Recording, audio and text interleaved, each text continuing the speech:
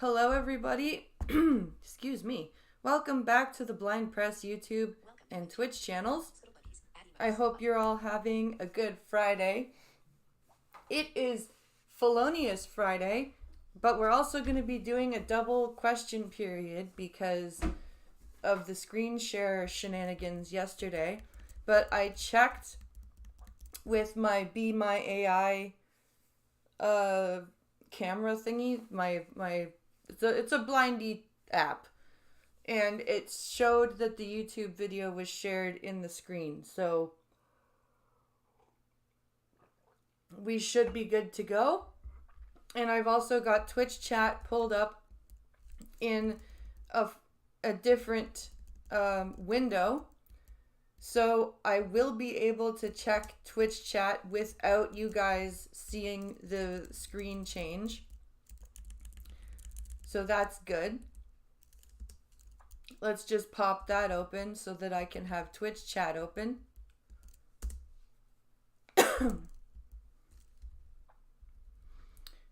So, and Pincalo did some fun little work on my channel, or on the Streamlabs.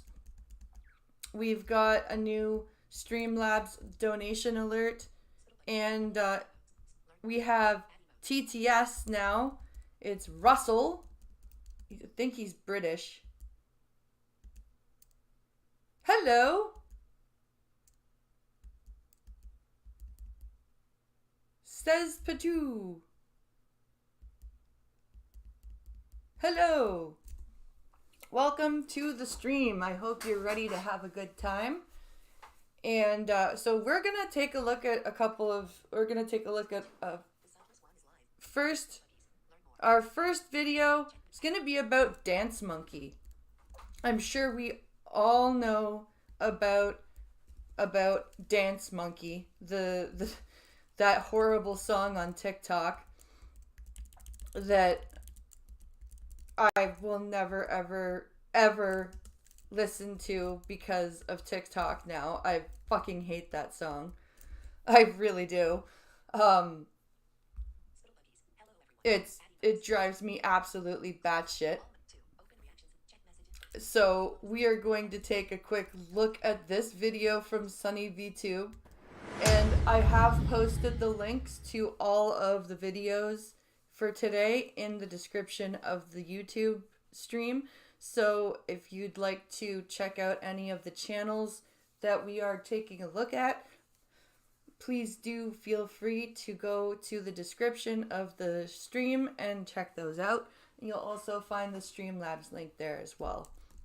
We do have a daily stream goal of $80 to go for. So, take it away, Sunny. People were so offended by how I looked. Sometimes I just want to tell myself I copied as much as anyone else, and I'm not the new Nickelback.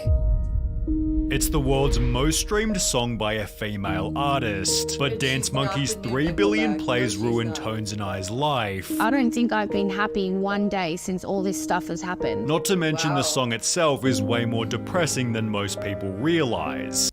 Really?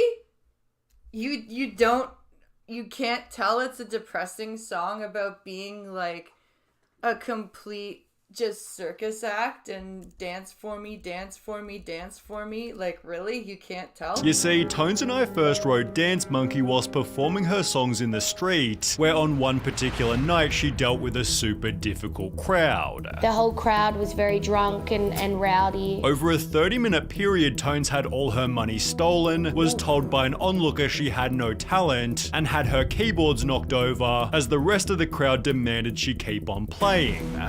That's rough. That's really rough.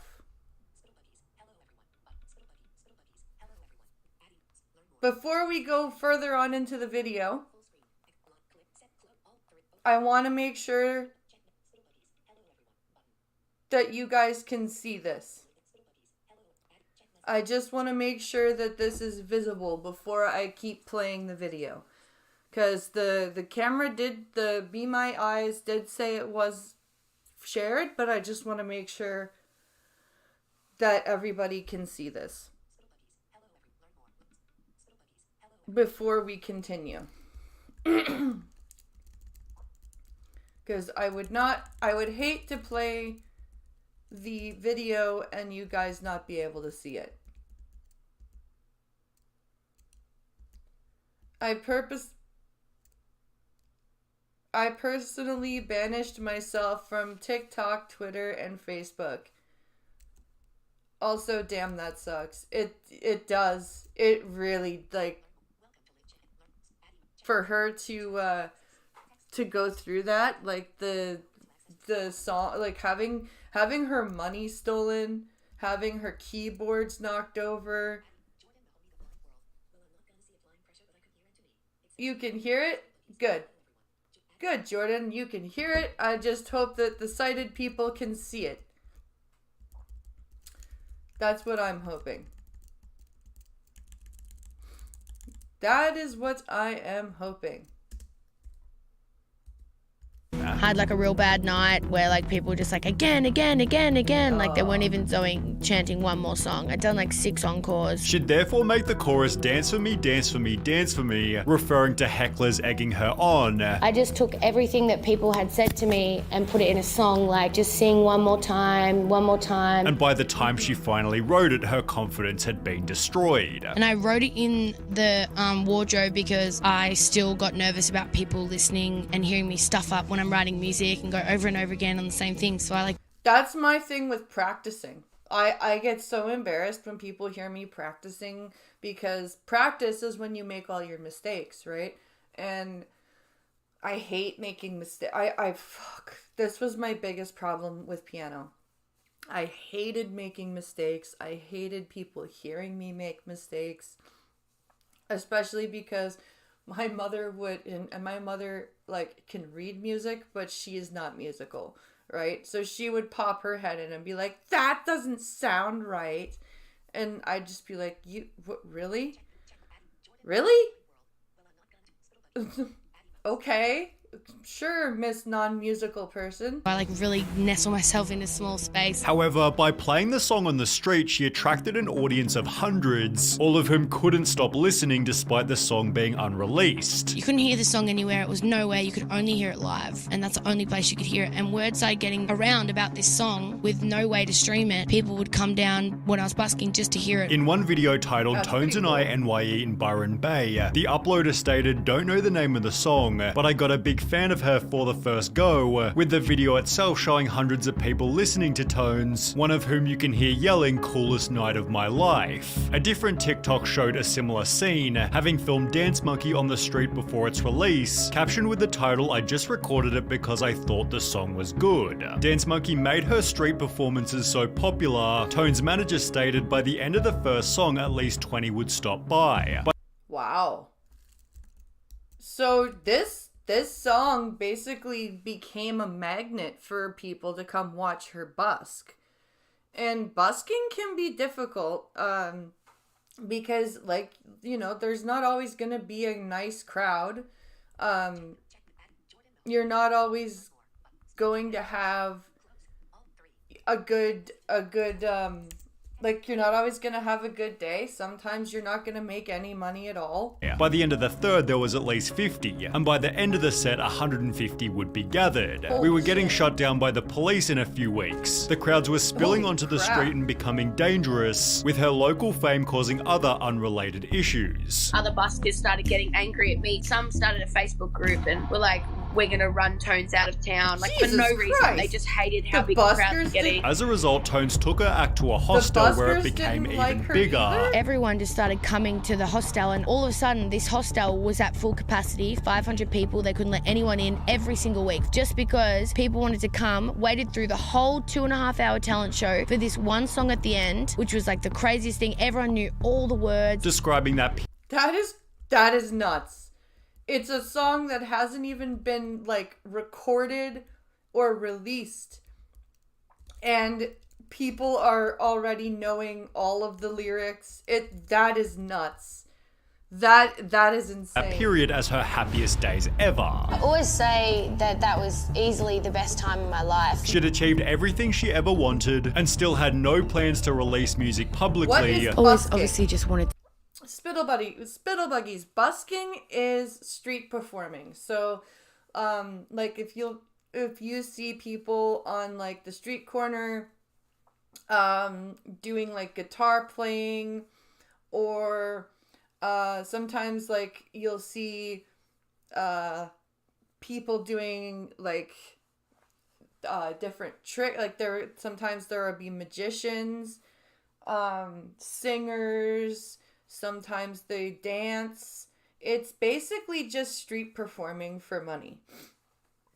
It's a better form of, to me, it is a better form of panhandling, because instead of just sitting there with a sign going, give me money, you're actually like performing and entertaining for the crowd.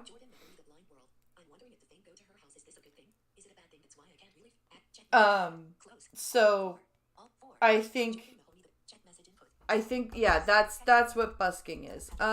And to have them come to her hostel there, Jordan, yeah, this is probably like, she didn't have much of a choice though, because the police were shutting her down. I wanted to be a busker. I never anticipated even releasing music. But having gained 14,000 followers from busking, Tone spent $800 to record and release Dance Monkey. As one of her first official songs, she had no expectations. I didn't even think I'd get played on radio in Australia. Although the outcome turned out to be the opposite. The success Tones found locally was repeated on the radio. Pretty much when I released it, we saw the same thing happen, but in a way bigger scale. That what had already been happening for 8 months on the street. Topping charts in Australia just 30 days after Dance Monkey's release. Oh my 2 God. weeks after hitting 30 days?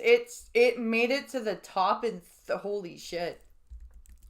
Well, it's gotta, like, as much as that song annoys me just because I only hear a few bars on TikTok, it's got a catchy beat. She's got a very interesting voice, and I can understand why people like the song.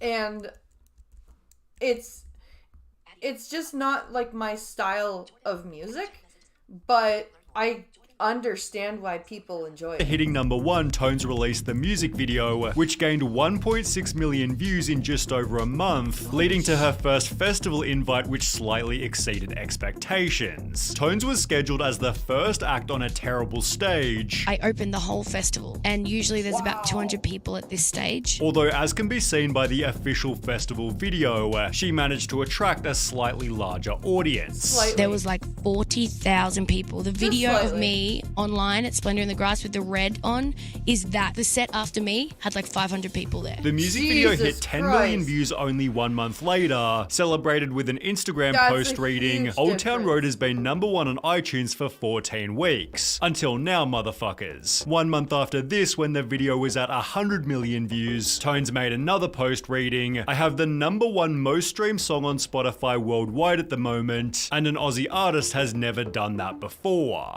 Is that true? I don't know about Australian artists. So if that's true, then like good for her. And then it stayed on the top of Spotify for like a record-breaking amount of time. It bet all the Shazam records. Before becoming the highest streamed song ever by a female artist on Oh, Spotify. it's totally fine, Jordan. Don't worry. Tones and I had achieved what It doesn't sound like it went to her head at all. It sounds like she got tired of all the fame. her biggest idols couldn't. Beyonce hasn't done that. Ariana Grande hasn't done that. Nicki Minaj and Taylor Swift, they've never done what that song has done. And while Tones maintained that she loved the song, this is where the problem started. And I love the song so much, people think I hate it. It just defines me, and I need that to stop. That one song that I wrote when I was on the street should not define the rest of my life. As mentioned, the song became so popular it was all that she was known for. If she played the song first at festivals, people would simply leave. Sometimes when I go overseas, I have to end on that song, because if I do Dance Monkey second last, everyone's going to the other stage and I'm sitting here playing Flyway to my friends. But if That sucks. Like, she's got other songs. Like she's just said, she's got other songs, but nobody wants to hear them. They just want to hear Dance Monkey, which is literally proving her song right. It's so sad. But if she played the song at the end, people wouldn't stop demanding it. There was one festival I went and played, and in between every song, they were like, dance monkey, dance, which is like kind of like crippling as an artist. Rolling Stone added to this by writing, during her first... Did I get the bearing video on rackets? I didn't see it. Can you send it to me real quick? Because then I'll play that right after this. First festival appearance at New Zealand's Bay Dreams, a section of the crowd chanted Dance Monkey over and over, unwittingly feeding into the exact narrative the song was about. Right? They're actually acting exactly like the lyrics of this song is talking about. You haven't heard of this artist? If I wouldn't get yeeted for playing the song, I'd play it so you guys can hear it, but... During the same article, Tones and I stated, this dance monkey thing is like a blessing and a curse. It's opened me up to so many more fans, and to have so many people discover my music, but I don't want to be known for that until I die. It was one song I wrote, she says wearily. It's not even near my favorite song. It's not even in my top 3, or maybe not even top 5. And her view was likely tainted by the song's other problems. Tones explained her clothing style had come from a lack of confidence. Chubby, hat wearing, oversized tee. I felt comfortable in those baggy clothes. I wasn't body confident. Which turned into a point of criticism as she became a public figure. People were so offended by how I looked. Like, just so offended. And I judged myself as harsh as I could Why so that would I you was be really offended? prepared. They're not- And then it wasn't. I don't understand that. I don't understand why people get offended by other people and what they wear. I never understood that. It's like, I'm sorry, are you wearing it? Like, seriously, are you wearing it? Or does it directly affect you? It's the Bart Simpson effect. Oh yeah, the I didn't do it. It's the I didn't do it kid. Say I didn't do it again. Wasn't a tactic anymore. I just started hating myself. Comments about her appearance at the time were too vile to publish even in Rolling Stone, and when given a chance to respond, Tone stated, I promise you everything that you say, I feel about You're myself not on now. TikTok or in the new music scene. New music is garbage. I promise you that I feel like shit all the time, so leave me alone now because there's nothing more you can do. This mind frame stained everything that she did. I could not connect or enjoy the moment because there was this big, you're ugly, you're gross. Doesn't matter what you do, this is offensive. Reducing her desire to be on social media. I really don't want to be out there in the world like that. Instead posting text wouldn't want images to such either. as, last time I checked you didn't need to be pretty to write a good song, and it will be a cold day in hell when I join the club of women that have only gotten somewhere because of what they look like. Thanks. Tones repelled the haters with a genius coping strategy. Then I just like turn my phone off and hang out with my friends, and it's all fine. But for the hate to There you go. Good for you. Good for you. You know what? She may have, like, I don't, like, for anyone who doesn't know, busking is basically where you play your music on the street. Yes. Yes. toward the song itself, there was easily 10 times more. The worst thing about it is the vocals, the goddamn vocals. They're terrible. with the They vocals? are awful. The criticism began with her voice. I never ever once thought my voice was different or anything like that. Now the world is telling me that it's different. While others accused her it's of using different. effects to achieve a It specific doesn't sound. mean it's Everyone bad. seems to think your voice. It doesn't. Her voice is different. That doesn't mean that it's bad. It's just different. This is super weird. A lot of people at the start thought that it was an edit. Articles such as this one had to clarify her voice was natural, although even then the song was building an army of haters. Dance Monkey by Tones and I is a terrible song. The song Dance Monkey is fucking atrocious. Dance Monkey is the worst song in history, and I will never forgive humanity for making it popular. Even Jenna Ortega slammed the song by adding, if anyone ever played that in my house, they're speaking of instantly being busking. kicked out, while Tones Speaking of busking, I have to re-record my guitar practice video because my stupid microphone was muted. So I took it down off, and I'm going to be putting it up on Patreon. So if you want to watch my guitar videos, me practicing every day, go to patreon.com/blindpress. But yeah, I need to re-record today's practice because my mic was muted. His live performance on Australian radio achieved a pretty depressing record. I am the only Leica version in the history of Triple J Leica versions that have had to have the comments turned off. Was it hated simply because it was overplayed? People say, oh, I used to like the song, and then it got so overplayed. It's always on radio. I can't escape it. Whatever the reason, it was making Tone's life hell. I didn't like myself at all. I preempted hate. I would just see myself through the most hateful hater's eyes. In the process, Tones had to deal with a stalker. I got probably a message like every 3 minutes, sent presents to people that know me, messaged my random friends that they've never met. This person lived overseas and left and went home and then said they're coming back for me and actually came back. Although Oh, fuck. That's an actual stalker right there. Holy shit.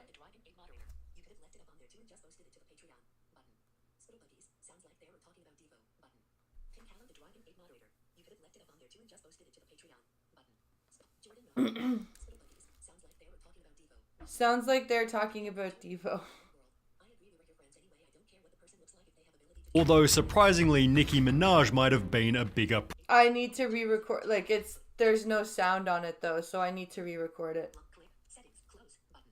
problem. You see, Dance Monkey had been topping the charts for almost half a year, at which point Nicki Minaj released a new song, telling her followers to do whatever you can to get it to #1. Well, rather than, listening to Nicki's song, her fans instead tore down Tones and I in a pretty lousy way. They put like racist signs or swastikas everywhere over my stuff and then reposted it on Twitter, pushing Tones toward her breaking point. She described her haters to be beating me over and over again. Why would you do that? Just listen to your favorite artist's song. Don't, holy shit, do whatever you can to make my song #1. Okay, we'll go put swastikas all over her shit.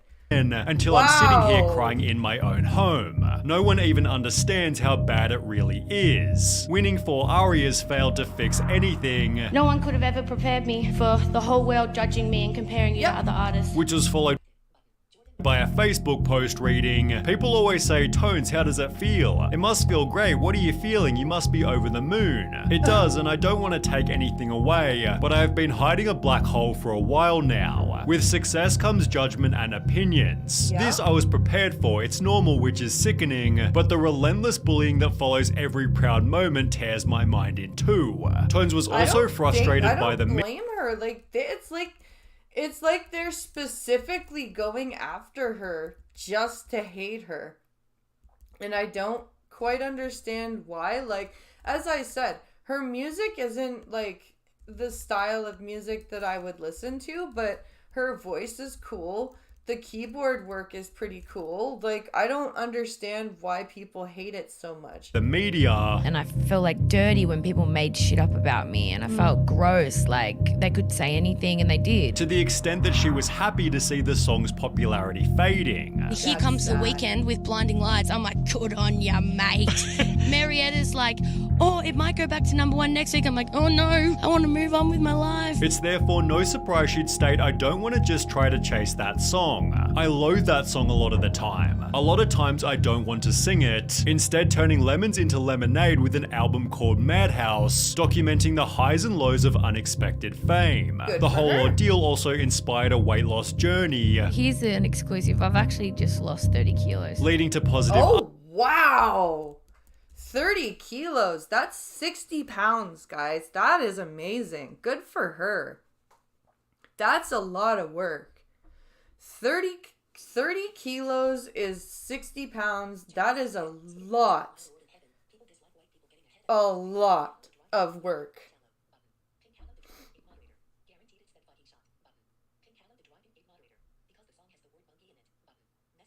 Because the song has the word monkey in it, I guaranteed it's that fucking shot. Guaranteed it's that fucking shallow. My Lord in heaven, people dislike white people getting ahead. They really do. They really, really do. articles for the first time in a long time. Tones therefore also added this. After experiencing maybe the biggest high and the biggest low, the highs do outweigh the lows, and now I'm in a place where I see a lot more love. And now owns the fact that she simply made an awesome song. I'm so thankful for that song, and I'm so proud of that song, and I'll never not be.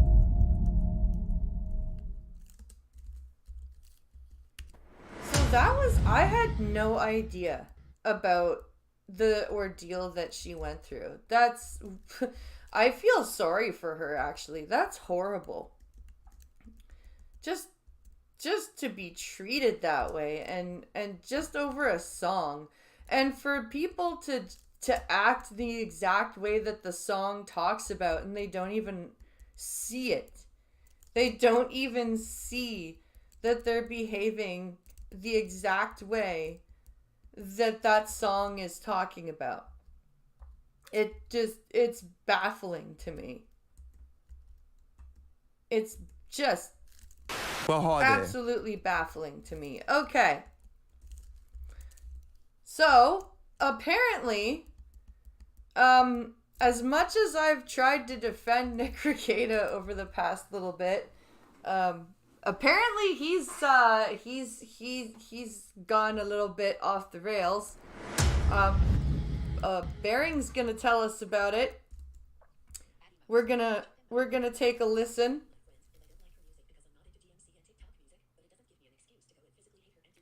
No, I agree with you, Jordan. I'm not into that style of music at all, but I don't agree with the hate that she got. Like, that was completely unnecessary. So Bering's gonna tell us about what Nick did. Well, hi there. Today we're going to talk about Nick Rekieta of Rekieta Law. So if you're unaware, Nick's a lawyer from Minnesota, and he got really popular in like 2018, 2019, covering trials. I think it started with the Vic Moniana thing, if I'm saying that right. Some voice actor suing his employees for defamation after he got fired for like sexual harassment or something. And then it was the Johnny Depp case. And then the Kyle Rittenhouse case. And this guy would get like 100,000 live viewers at one time. He was massive. It was and he was really straight-laced. Like, he's a Christian guy. He was always clean cut. Him and his wife have 5 kids who they homeschool, for f***'s sake. Like, yeah. He was like, I really looked up to him for the fact that he was like a family man and a content creator, because that is something that I really struggle with, to balance being a present mother and like there for her kids, and I only have 2.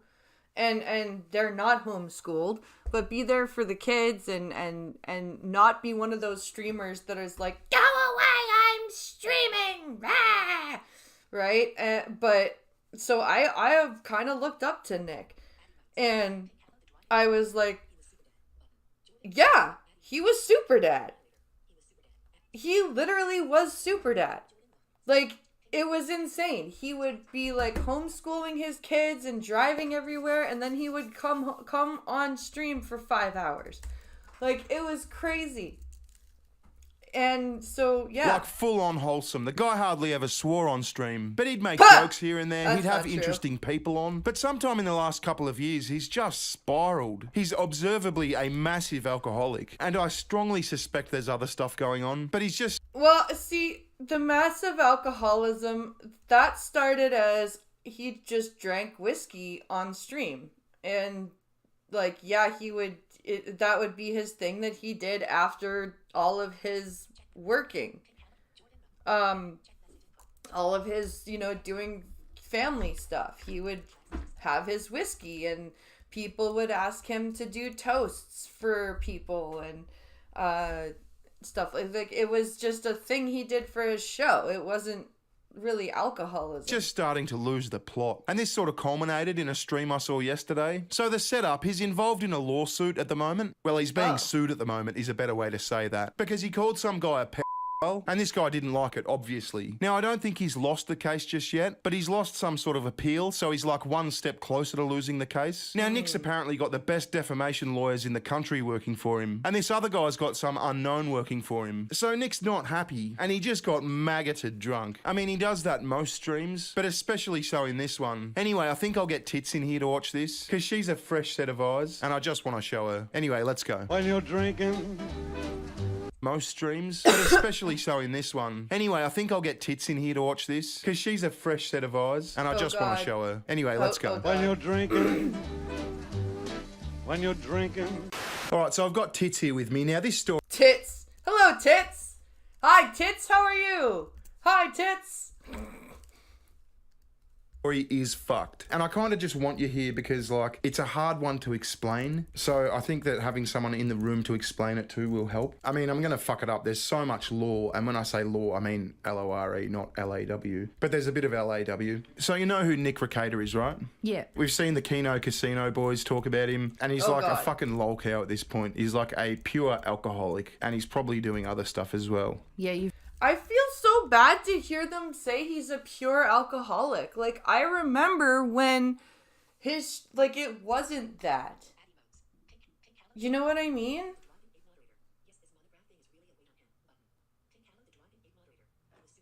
Yes, this monograph thing is really a weight on him. Yeah, this is weird, like, to hear him being described as an alcoholic. Like, I remember when the streams were, and you know what's crazy? Like, it could have, like, near the end when I had the bar, like, before we decided not to have a bar anymore, near the end of that time period, like, my streams could have been described as fucking alcoholic spiraling, but Jesus Christ. Yeah, you've shown me some recent streams that he's done. He doesn't look very healthy. Yeah, mostly through Keno Casino. Now, this is all based on a stream from last night. So as we were getting dinner ready, I had my earbud in and I was listening to Recator's stream, which I don't usually do, but I saw he'd launched a live stream talking about his case. He's getting sued by a dude called Montegraph. I don't know much about this guy, but he called this guy a so he's getting sued for defamation. Okay. So I thought, well, this could be interesting. And it was fucking just insane. Yeah, I heard you last night. You had your earpiece on and you kept going, oh, no. Yeah. Oh, God. When Bering is going, oh, no.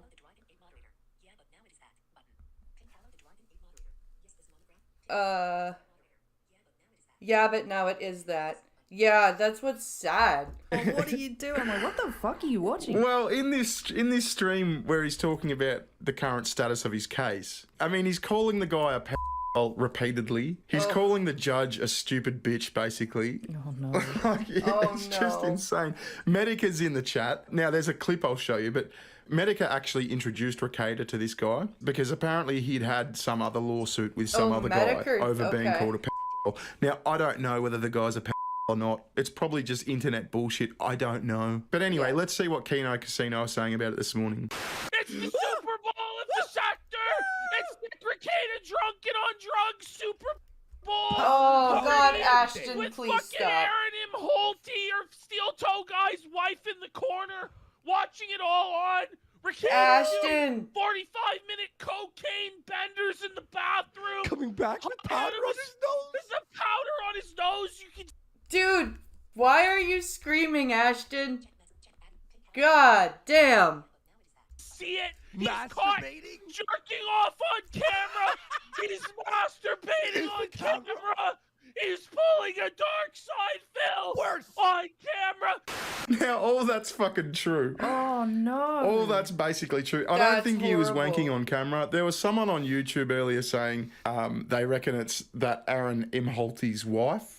See, like I said, there's so much law behind this. Remember that fucking drunk stream he did where he was in the hot tub with that other couple? That guy is all of a sudden getting divorced from his wife who was in the hot tub with him. And there's like rumors of they swing and all that sort of shit.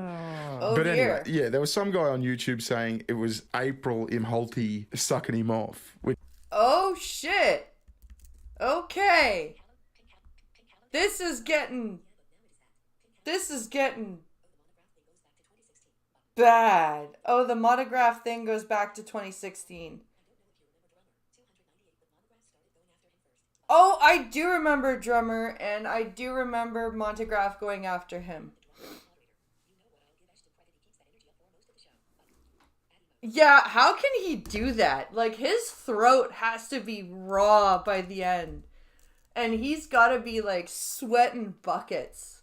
Which I don't know. It could have just been a joke. He might have been wanking. I don't know. Wait, this was on stream? This is on stream last night, yeah.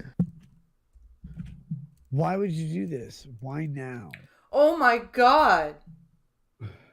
Oh no, look at him. So he says, horrible. why would you do this? Why now? And people in the chat were apparently saying there was someone else in the room. He says, why would you do this? Why now? Look and then at something's going on him. with his cock. He looks worse here than like I think you showed me just briefly last night what he looked like, and that must have been at the start of the stream or something, because he looks 10 times worse right now. He sounds awful.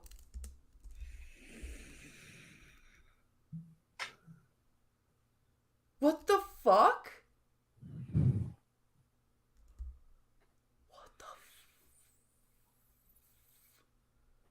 Nick, what the hell happened to you?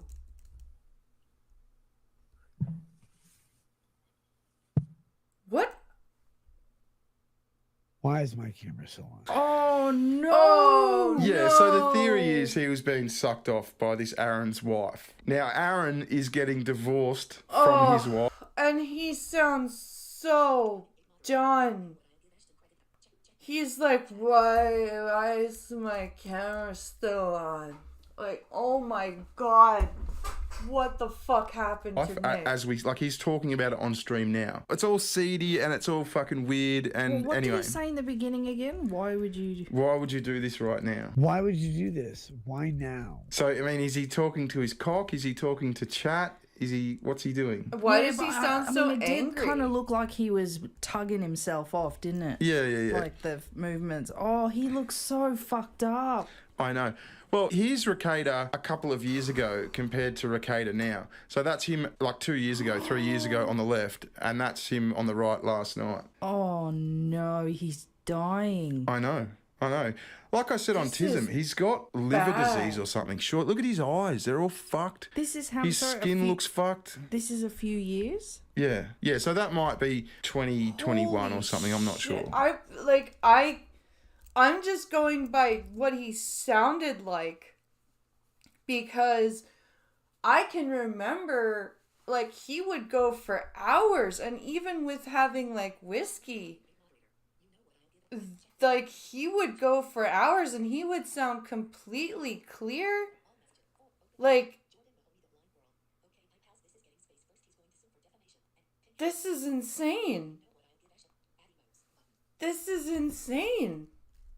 Jesus. Anyway, there's a few clips to go through. Now, Nick thinks he's a bit of a comedian because this Aaron dude sort of got him to do a stand-up routine somewhere at some club or something. And now Nick thinks he's all edgy and he's a comedian. And so he's not so much doing the law analysis stuff and he's just trying to be edgy and funny. But his jokes don't fucking land. They don't even make sense. Now, I feel a bit sorry for this guy because, I mean, he's clearly fucked. You know what his problem is, right? He built this massive career streaming doing like legal analysis. Yeah. And his thing was to drink on stream. He'd like taste test like whiskeys and all that sort of stuff. And now he thinks it's his thing to be funny sort of thing. Mm-hmm. And he's just not funny.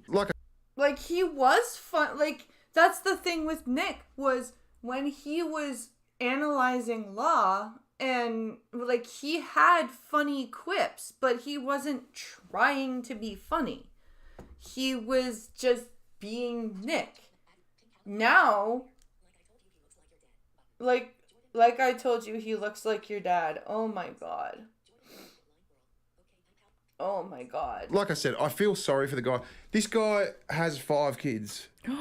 He's got 5 kids and a wife who's asleep upstairs. Because remember, this stream happened at our dinner time last night. He lives in Minnesota. So that would have been the early hours of the morning. It would have been like, 4 o'clock in the morning. So like I said, Medica was in the chat. And Medica's the one who introduced him to this guy who's now suing him, right? So let's go. Jim, I know you remember this.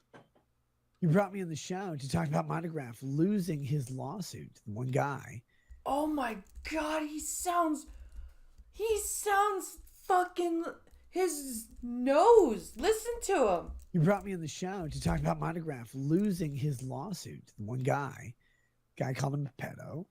Monograph sued him. Guy said, hey, no, we need this dismissed. And Monty's like, okay, fuck, shit. Jesus Christ.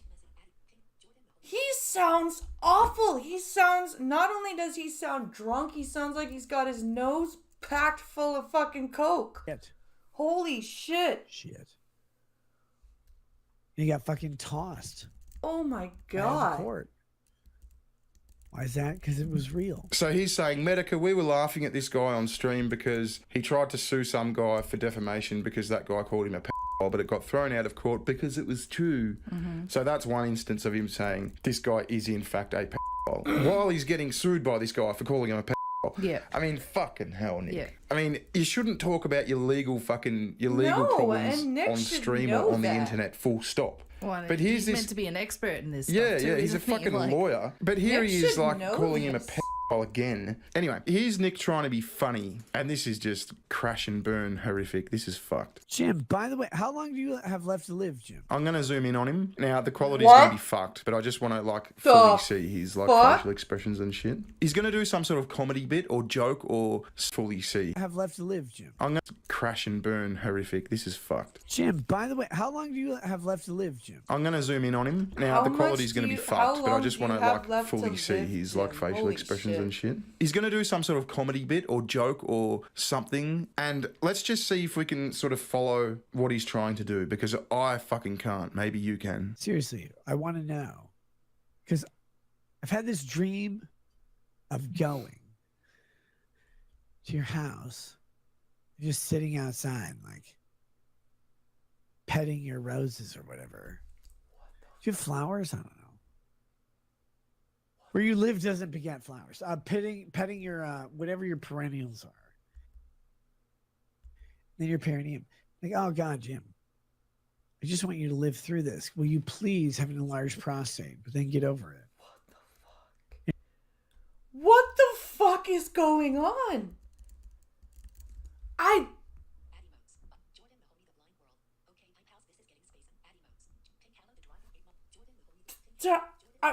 But what? This is And you're like, weird. no, Nick, I can't. COVID has got me. I called government at first. Told them that COVID was going to kill millions of people. And then it did. And I'm like, Jim, the elderly aren't people. Neither are blacks.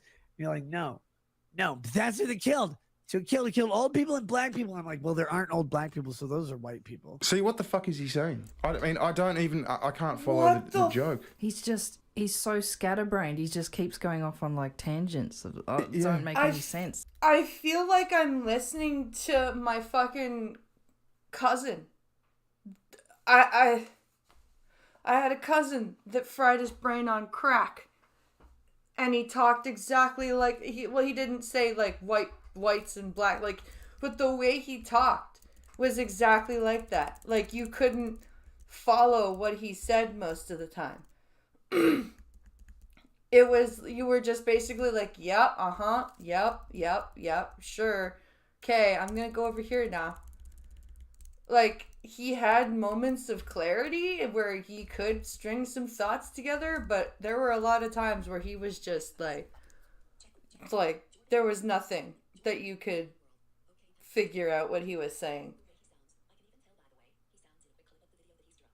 Oh yeah, he's drunk. He's more than drunk, Jordan. He's high. He's drunk and high. It's completely lost. I'm lost. Like, Now he's making, Jim's gonna die jokes, which, I mean, a lot of people do that. I don't think Jim gives a fuck about that. No. He is No. gonna die. But I don't follow along the humor here. I'm like, Jim, why are you so scared? And you're like, I have COPD of the vagina or whatever.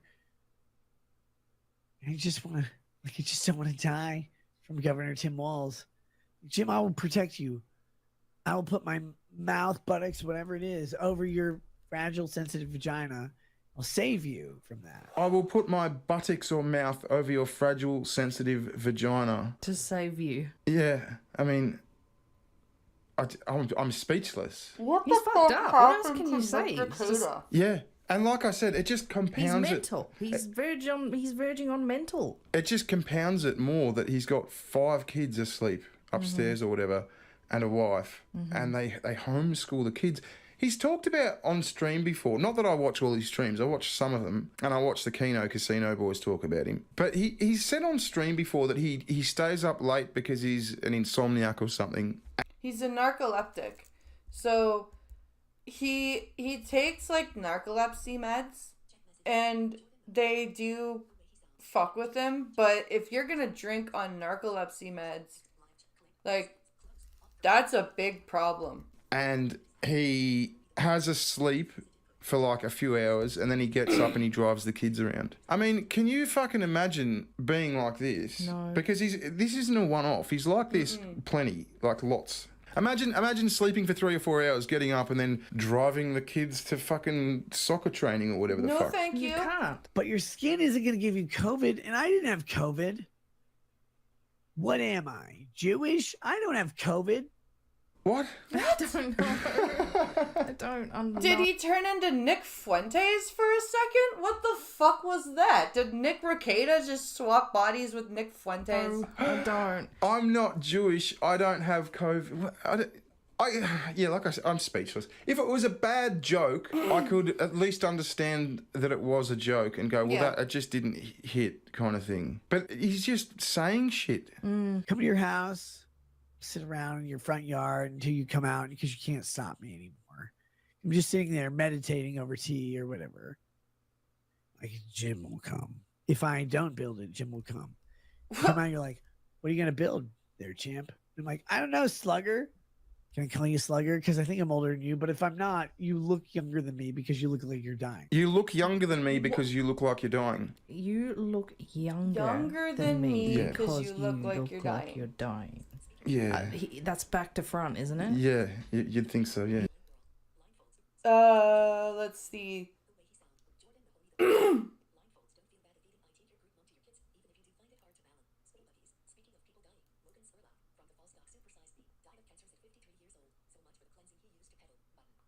Oh, Logan Spurlock, the guy from the Super Size Me doc, died of cancer. Yeah, he, at 53. Yeah.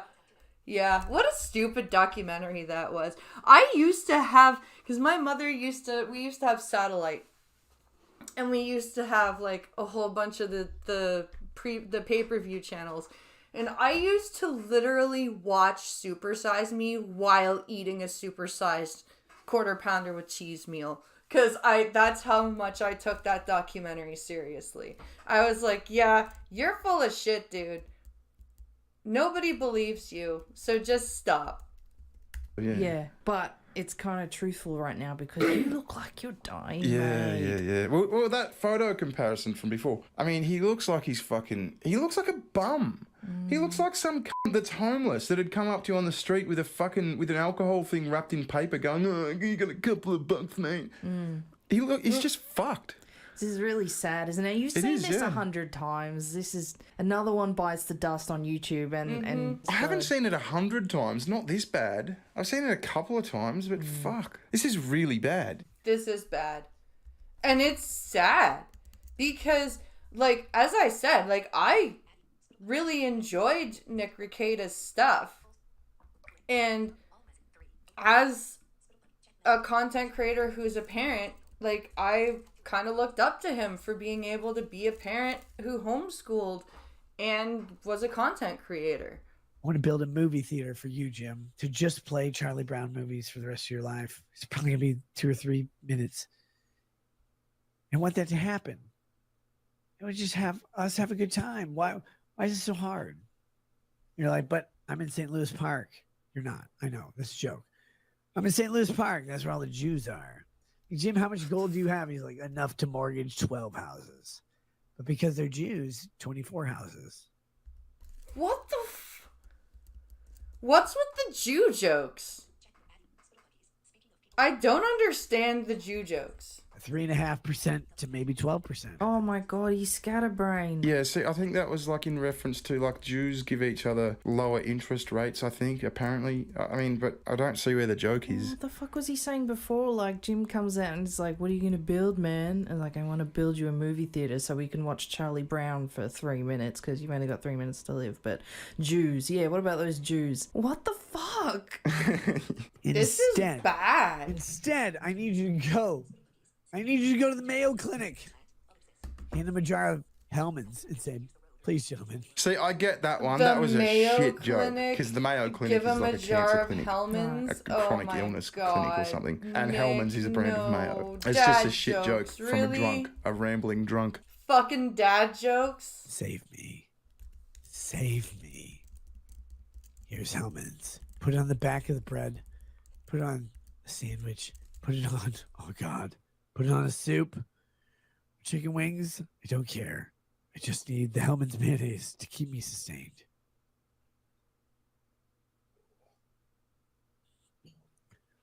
Jim, I'm kidding. Seriously, dude. Oh, he's kidding. Stop, man. Like, people in the chat thought he was being serious about the Like, even his own chat was like, what the fuck? Right? Like, dude, and his own chat is pretty, like, you know, they can take jokes. They can... Even Christy Meyer came out and said she's concerned and she doesn't know what to do. They've been trying to help him for a while now. The guy that created the Precious Moments figures also died. But he was 85, so sweet people can live long lives. I hope so. But yeah, like this guy, like this is bad. Like, and his, even if his own chat is going, what the fuck? The Mayo. So you That's see what a I mean? I'm problem. kind of, I don't know how to react to this. I feel like this is why I need you here, because I don't know how I would coherently just make a video about this, because it's so fucking weird and sad. How many people were watching this? Oh, it was like 1,200 or something. Yeah. Which I think is pretty big for him recently. Because it was like, oh, here's how my court case is going. So I think a lot of people were like, he's probably going to get fuck-eyed on this. Let's have a look. Oh no! So he's like getting more views from being a self-destructing monkey dancing for the. But the thing is, he used to get like 100,000 people watching him at once. Yeah, he did. Yeah. In like 3 years ago, even 2 years ago, I think 2, 3, 4 years ago. Yeah, like not long ago. Pretty much any trial Nick covered, he would get huge views for the entire stream. What's this video? No, this is a video that I was given after I went live. This is Bearing. Bearing is showing us some clips of Nick Rekieta's downfall. And it's pretty sad.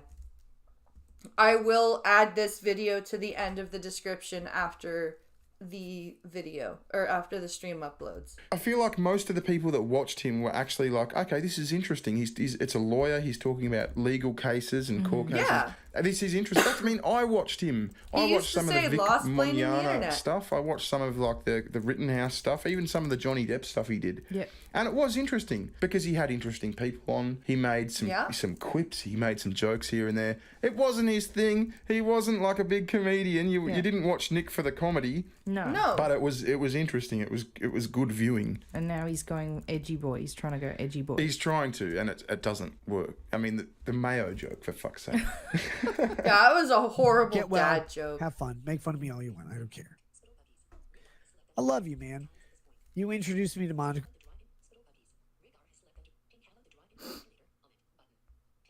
Oh. Thank you, honey. Graph, you cost me all this money. You're the fucking guy who did this to me. See, that's the other thing. He's got like this whiz bang. You're the fucking guy. You cost me all this money.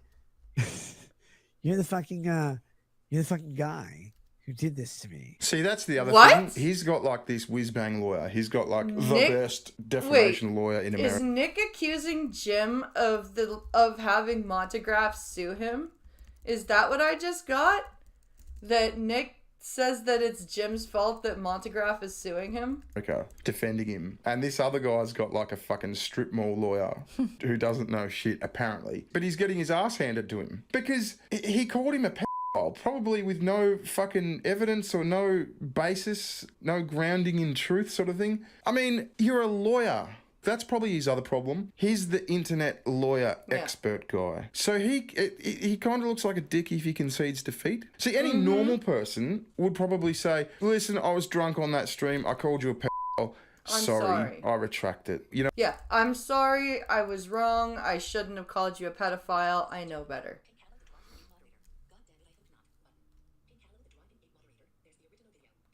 God damn it, I hope not. In regards to what?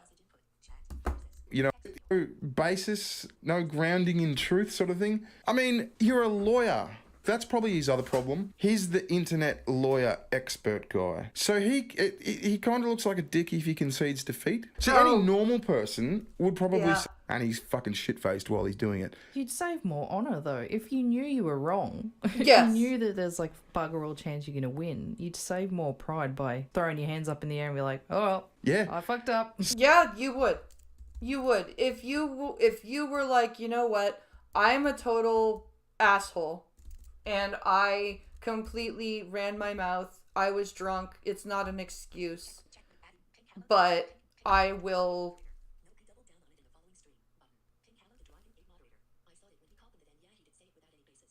God damn it. Oh. I saw him when he called him that, and yeah, he did say it without any basis. Nope, he doubled down on it in the following stream. Oh, fuck. God damn it, Nick, come on. Settle it. Yeah. I mean, before this became a big legal thing, you probably could have just put out a retraction and said, yeah, look, I don't know that you're a pedophile. I take that back. I apologise. I mean, apparently this has cost him like 50 grand or more so far. Jesus Christ. And this isn't the first lawsuit. Like grand or more so far. Jesus. I will forever never forgive you. Like when you finally die and they bury you in the ground, I'm going to go find your corpse and dig you out. I'm going to donate you to the U of M. And I'm going to say, oh no, this is a Muslim whose suicide vest didn't go off. Can we put it back on him and send him into Israel? Holy shit, dude. What the fuck? That's not Jim's fault that you called somebody a pedophile with no basis. Holy shit. That... Jesus Christ, Nick. Why would you say that? I'm not laughing because that was funny. I'm laughing because it's such a... I don't know what to call it. I'm uncomfortable. It's just...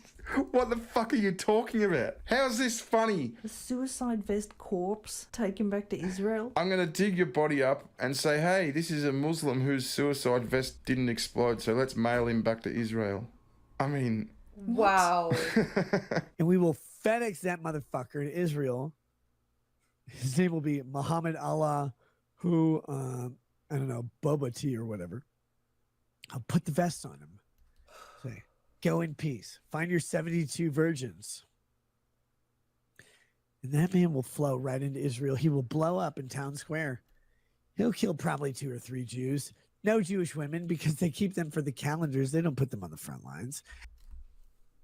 Whoa! What the fuck am I listening? I kind of feel like I'm a little bit dirty listening to this.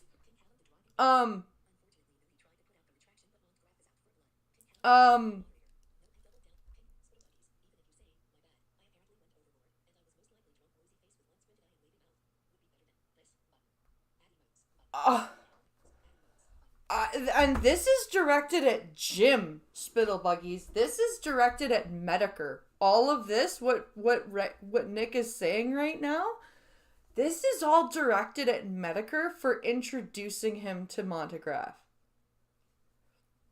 This is absolutely fucking unhinged. This is what you say when you are completely shit-faced and you have literally no idea what you're talking about. This is insane. Like, I almost, like, it takes a lot for me to feel uncomfortable listening to a YouTube video. I feel uncomfortable right now. That nasal clog sounds familiar, does it not? It really does, doesn't it?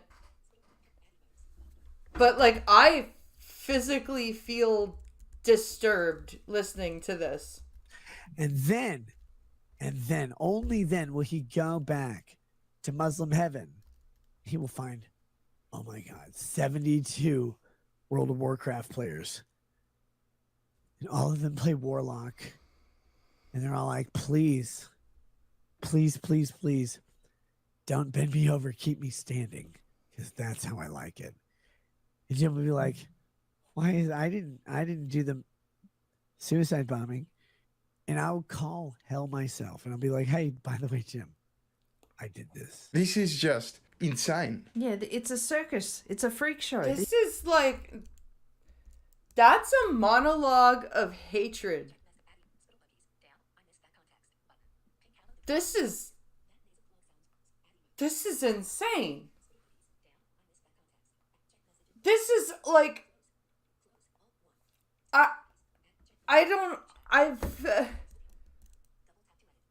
And we're still 11 minutes from the end. There's still more. There's still more. See, and other people are feeling uncomfortable too. They're like, what the fuck is this? And they're exiting chat. Yeah, we're watching someone self-destruct. It's very sad, and it's a car crash. You can't turn away from. Yeah. I'm kidding. God damn it. No, you're not. Because said buy 2 hats. Do you have one that comes in yarmulke? I need that for my circumcised penis. Literally, the chat doesn't know. You do know. I love Medicare. No, that does not sound like you love Medicare. That sounds...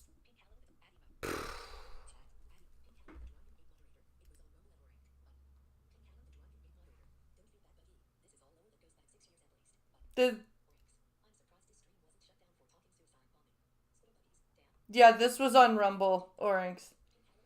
He's a guy who grew up watching. I was 30. Because we don't grow up in our teens anymore. We grow up when we're 30 or whatever. And Jim's out here making fun of people. And I'm like, oh, God, I used to make fun of people too. I can do this. He's doing that. And now Jim's making fun of me. And I'm like, God damn it. He's right. Good. I'm going to keep doing it because I want more. I want him to stay alive. I want him to like do that thing where he travels around the mall and they have that treadmill. They have the black guy running on it. They're like, see if you can keep up with the black guy. And the police officers get on there and they just fall over and over. You know what he's talking about? No. American people. Is that a thing? Do they have things in the mall where black guys run on it and you like see if you can keep up with the black guy? I don't feel like that's a thing. Like, I'm blind, so I don't know. But I really don't feel like they have like a black man at the mall on a treadmill that you're supposed to race. Like, I've only been to 3 malls in the States, but they didn't have a black man on a treadmill in either or any of them.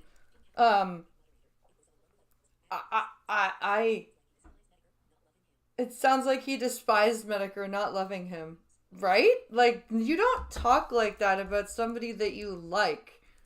This is unfucking hinged is what this is. Wow. Does that happen? But like the one Mexican gets on there, the black guy has a green card in his hand, the Mexican overtakes him every time. He's like, oh, I will shingle your roof or whatever. I'm going to get you. And he just chases Why him does down. the black guy have a So that was Mexican an illegal accent? alien joke. That was an illegal alien joke, yeah. I will shingle your roof on whatever. Sugar Tits is speechless. I mean, say something. I don't know what to say. Yeah, I don't know what to say sad, either. isn't it? I'm fucking trying to react to this shit and commentate on this shit, and I'm like, I'm flabbergasted. I do not know what to say to this. You know what it is? I'm stunned. Cringed into stunned. submission, Yeah. Yeah. Anyway, listen to this. I want Jim to have one of those with his wheelchair with Bill Gates, like where he's sitting on Bill. Is he talking about escalators? Maybe. But I still don't know if I don't think they've got like a hired black man at the mall to race on the escalator. Like I don't know what the fuck he's Bill talking Gates' about. laps, like rolling 12 miles an hour. He's like, I've got super buff arms. I don't. Jim's arms are way better than mine. And then you think about it and you're like, oh my God. If this man were in Hiroshima, he would need a fucking handicap ramp to survival. They didn't even have those. They didn't even have those. They flash images of Japos on the wall. They put them into dust and made them into pudding. Japos? Why are we not talking about Hiroshima and Jim in a wheelchair at Hiroshima and Japos on the wall? What the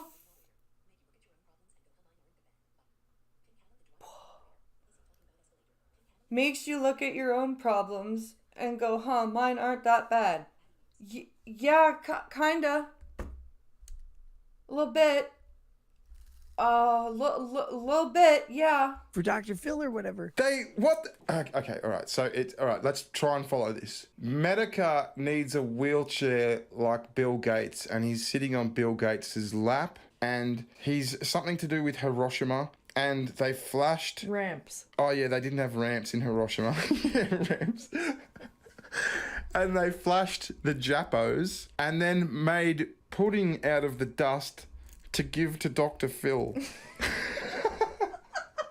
I think it was that Dr. Phil thing at the end that just put it over the edge. Like, what the fuck, man? You need to get some sleep. He's out of his mind. Yeah, this has got to be more than alcohol, right? Yes. Because if he was just this fucking shit-faced, surely you'd just...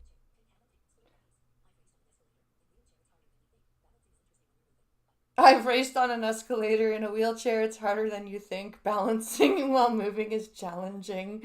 I don't bet.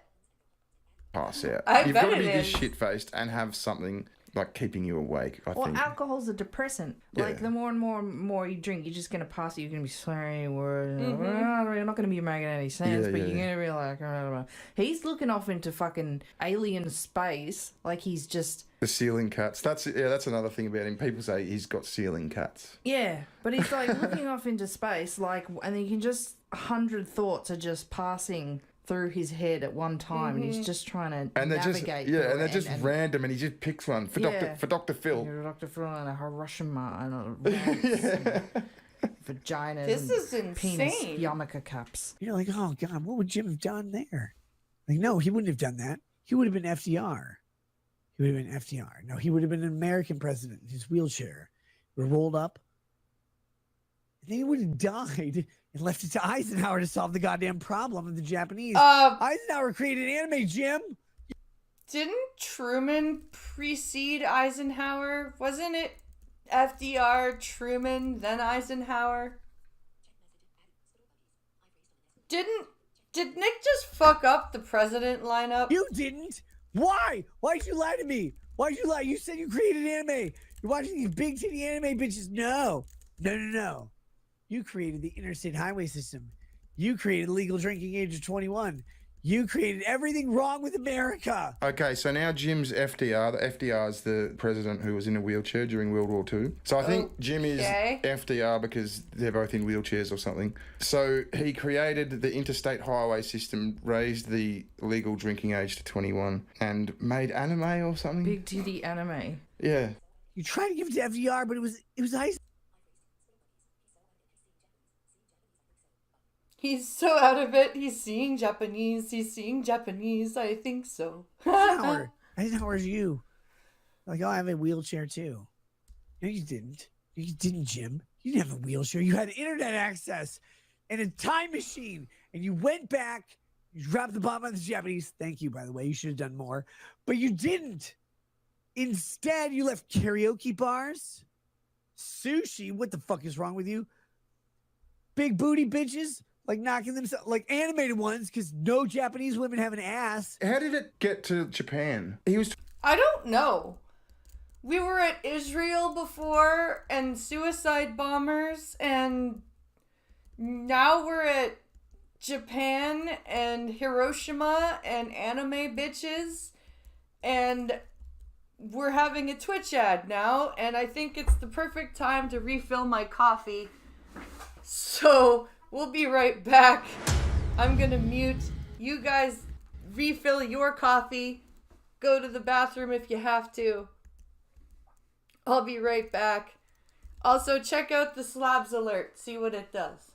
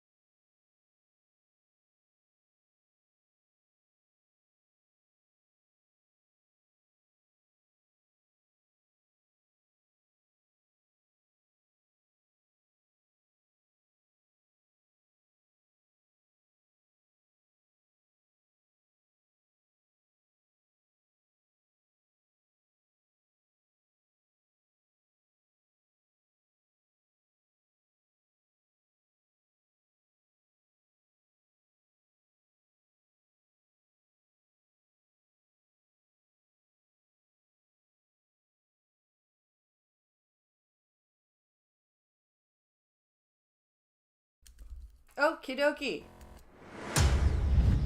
We're back. Let's see what else Nick has to say. He was talking about getting sued by some dude because he called him a and now all of a sudden it's this like... This is why you don't do Xanax and drink. Hey, Duck Duck. Ass because they don't matter. Because Japanese men just want a hand. Hand up, hand out. Just like communists. They're like, oh, wait, I can do this. And then their hand becomes a futanari. Have you seen... I know you know this. Their hand... A slit opens up here like in Vampire Hunter D. And he's still drinking more? Oh my god. Intelligible conversation. A giant black cock comes out and they're like, this is Elizabeth Warren. Then they die fucking themselves. They look at their hand and a slit opens and a big black cock comes out and What it's the Elizabeth Warren and then What? they die fucking themselves. I'm so lost. I'm so lost this is right just now. fucking... Get some sleep. Fucking hell. Get some the sleep. The amount of information that is going through his head. Yeah. It's going too fast. He's fucking drunk and his brain's I don't know what going the fuck, too quickly. but Alright, just- so this is another clip. This is like someone asking him how he knows this guy's a pedophile when some not veto another guy clip, is please. a pedophile too or something. I feel like we're saying pedophile in this video too much. Cal Rolia says, how can you call Monty a pedo? Well, friends with Vito, who admitted to being a non-offending pedo. Vito did not admit to being a non-offending pedo. Vito just says dumb shit. And fucking... Like, would I let Vito babysit my kids? No, because he's dumb. Not because he's a pedophile. He's just an idiot. There's a difference. Or Ralph, who tried grooming himself. Again, if Vito's a non-offending pedo, I don't want him to die. I want his pizza and his body rendered down into their constituent elements. There's a lot of fat there. What? He's gross. Have you ever seen a Subway sandwich? Have you ever seen 15 stacked high? You're like, oh, no, it's for a party. The party is literally them sitting there shoving their fat gullet full of sandwiches. This party. I don't know what he was saying then. Vito's that guy that streams with Dick Masterson, I think. And I think people say he's a pedophile. I don't know anything about it. I can't comment. I don't know anything about that. But here he is saying, basically calling this dude a pedo again. So, we're going to do side raises and stretching. So first we're going to do side raises. Ugh. Yeah, Pincalo did some work on my channel last night and he won. And he put in some, I think there's a gifted sub thing and a raid thing and a donation alert thing. 3, 4, he did a whole bunch of stuff last night. 5, 6, 7, 8, 9, 10. Wow. That burns even after 2 days. 2 days after doing those 600 jumping jacks, and I have to re-record the video because the angle was all wrong. So I'm gonna be hurting more. Oh, big stretch. Oh, hello, shoulder pop. That was fun. Whew.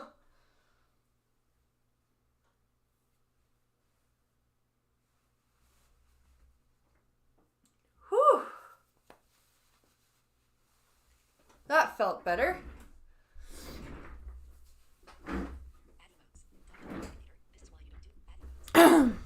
Okay.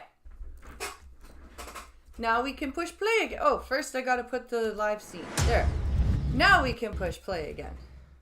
Mm-hmm. You probably should stop calling people pedos online. Yeah, I mean, probably. unless you've got proof that they're pedos. Yeah. You know what I mean? That's kind of what got you into this mess. He wants them rendered down to fat like a Subway sandwich. Aren't they famously fat-free?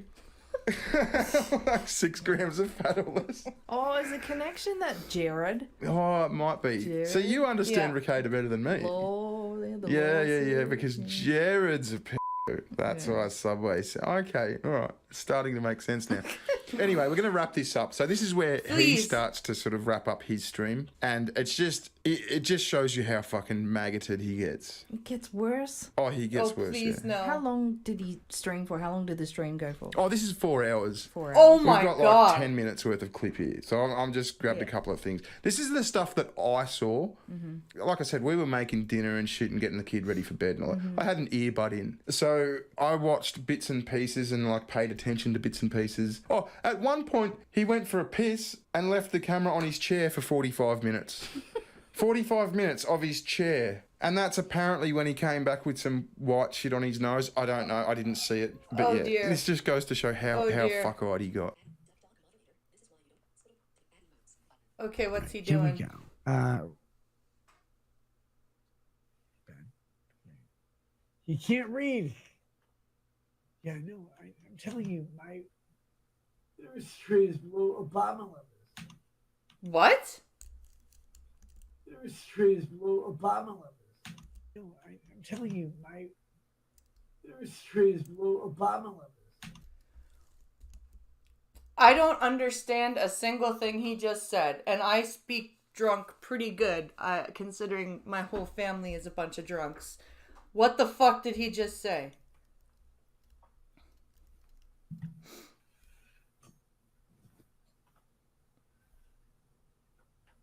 Isn't that really sad? It's horrific, isn't it? It's horrific. What did he just do? It sounds like he's gonna throw up. The restraint is below Obama levels.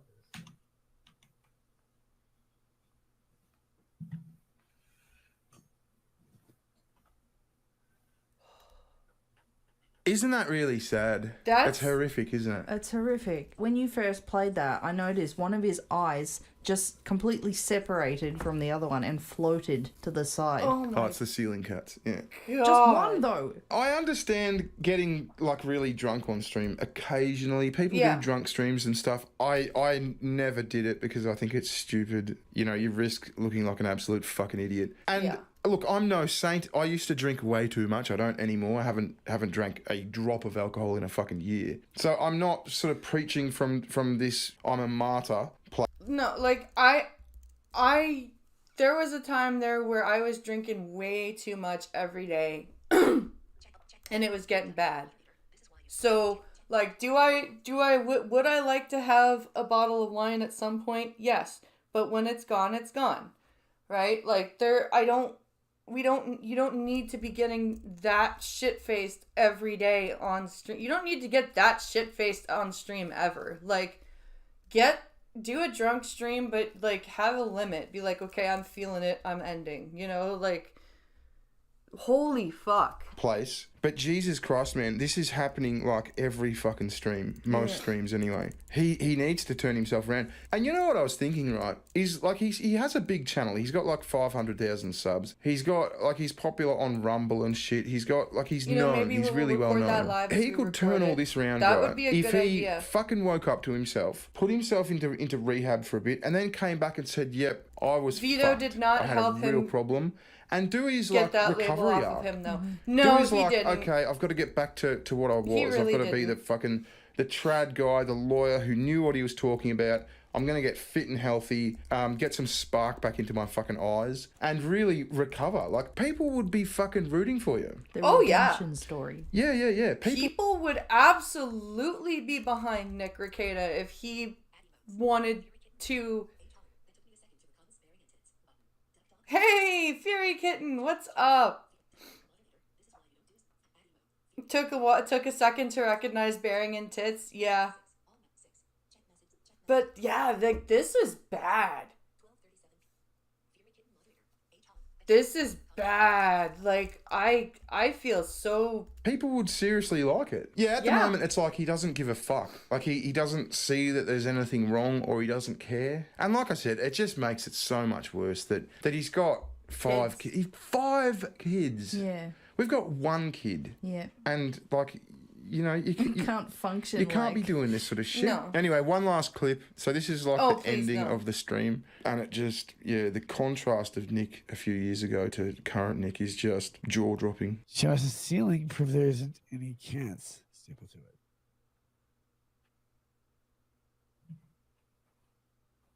Wow. My camera's screwed in. I can't. We'll do it next time. Turn off the stream. Go to bed. 24-hour stream to celebrate the good news.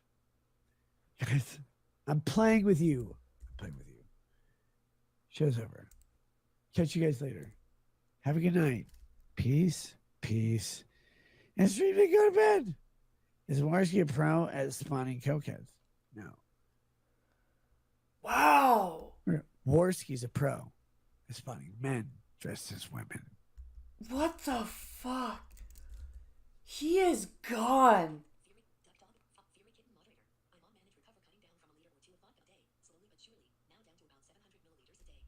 Good job.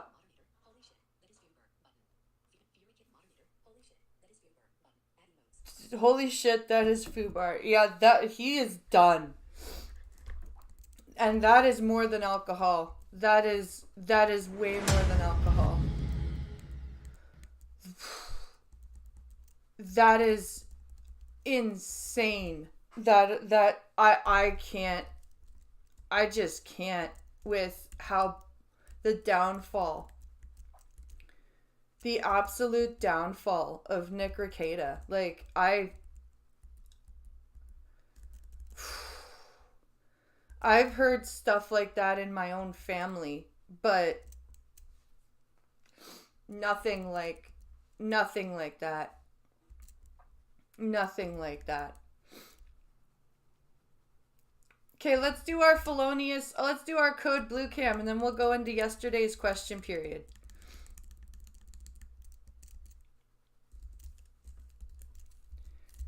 Here we go. Let's do our live scene. And remember, I have decided to keep the tips for exercise going, and we have a daily stream goal of 80. In March 2024, police responded to a disturbance call at the probation.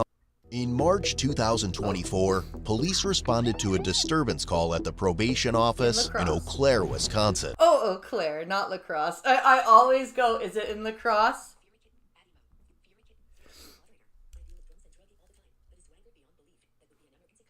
I deal with drunks and druggies all the time. That's swaggered beyond belief. That would be an emergency call. Yeah, and that's what Nick Rekieta has turned into. That is now Nick Rekieta. According to the caller, as they were arriving at work, a 41-year-old man named Lawrence charged across the street, shouting, "F you probation, you ruined my life." Yes, it's the probation's fault that your life is ruined, not yours. He then proceeded to harass employees from nearby businesses, attempting to start fights and shouting racial slurs, causing disturbances all morning. It should be known, Lawrence also has a lengthy criminal history with multiple felony convictions dating back to 2003. God damn! Upon arrival, Lawrence was seen smashing glass items in a grocery bag. But before we witness further destructive actions from Lawrence, ask yourself, are you currently dealing with an injury? Our sponsor, Morgan & Morgan, is here to help. As the leading personal injury law firm, Morgan & Morgan features an extensive accidents, medical, and their time of need. You can visit www.forthepeople.com/codebluecam or click the link below. Oh, I forgot to say holy shit on your jumping jacks. Oh, and I have to re-record that video because the fucking angle is all wrong. So you can't really even see me doing it. So I've got to re-record it. So I've got to do another 600. Below.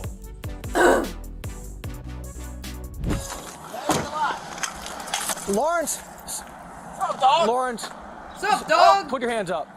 What's up, dog? Put your hands up. Nah. Not going Stop throwing stuff.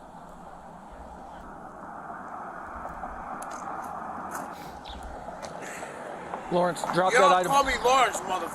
Drop that item but from your hand. But that's your name. What's he supposed to call you? Your name is Lawrence. What is he supposed to call you, idiot? Who wants to call you then, Lawrence? What do you want to be called? What's up, dog? Multiple Stop, felonies. Yeah, multiple felonies since 03. Oh, you did. Oh, you like to put me in handcuffs, huh? Yeah, they are putting you in handcuffs. First like to put me in handcuffs, huh? Oh, you Nope, Lawrence, stop. Stop. Drug game first. Stop resisting. Get your hands behind your back. You're trying. Yeah, you are. Why do they always say I'm not resisting when they're resisting? Pull away. All right. Thanks a lot.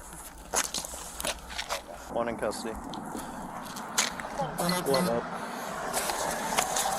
Let's go step up to the front of my car. Huh? Let's go step up over here. Oh, no, there. Get on the ground, bro. Yep. You better stop resisting. Oh, I shall stretch. Momentarily. Momentito. I like you. Oh, I like you to me. Stop it. Here, you motherfucking. Oh my, he's certainly got a mouth on him, doesn't he? I am being asked to stretch. Ugh.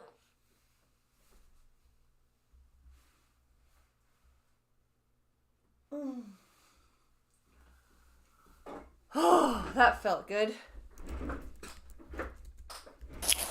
Dana, what? Yeah, like, what are you getting so? What are you getting so pumped up about? We just gotta search it. What? You motherfucking.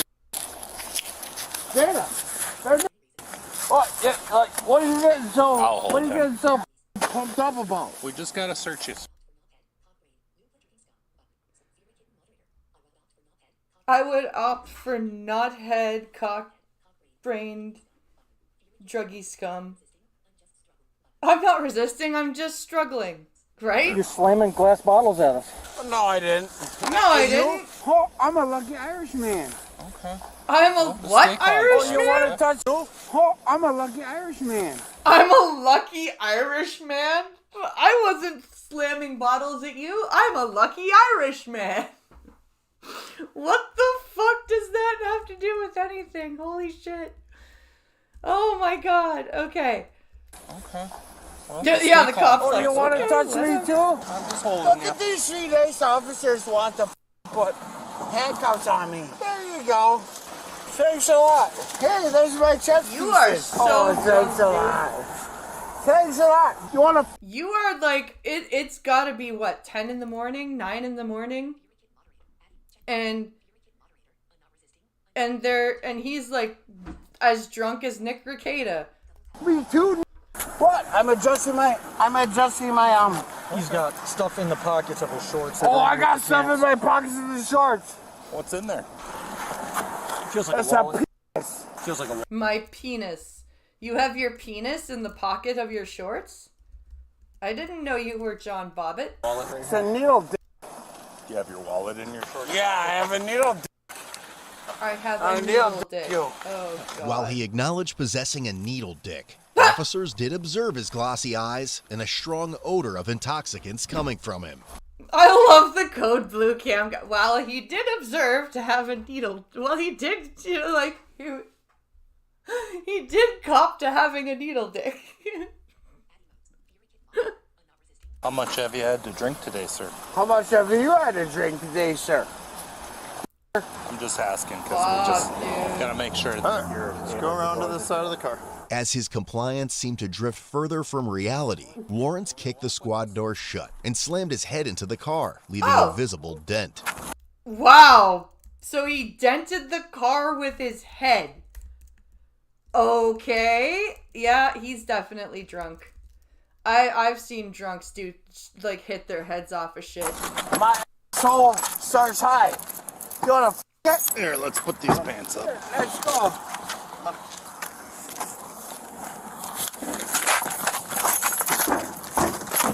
Stop. Huh? Just stop. Stop resisting. Stop. Wait. Did he just yell stop resisting? Stop. Huh? Just stop. Stop resisting. Stop kicking. You're the one who's resisting, dude. Oh, stop it. Let me get in. Damage there.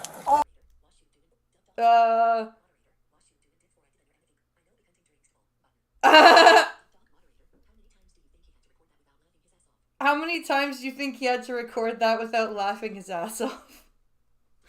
Oh, probably several, Duck Dog. Oh my God! Criminal damage to the car. Sit in the squad car. Squad car. Stop resisting! Wow, he is so drunk that he is yelling what they're telling him. What's up?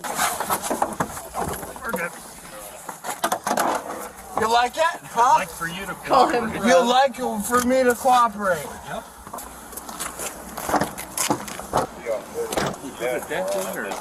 Is that a variation on I'm a heterosexual Let's get man? him to jail. Maybe. Before he somebody go with Aaron. I can follow. Alright. Peel hold.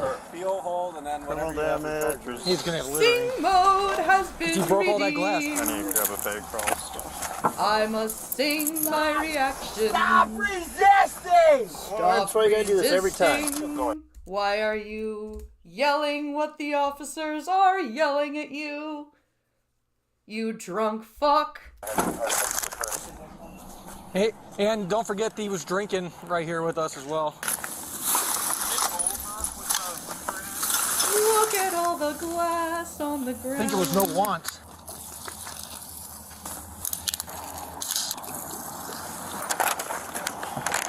He also kicked this. I think that's.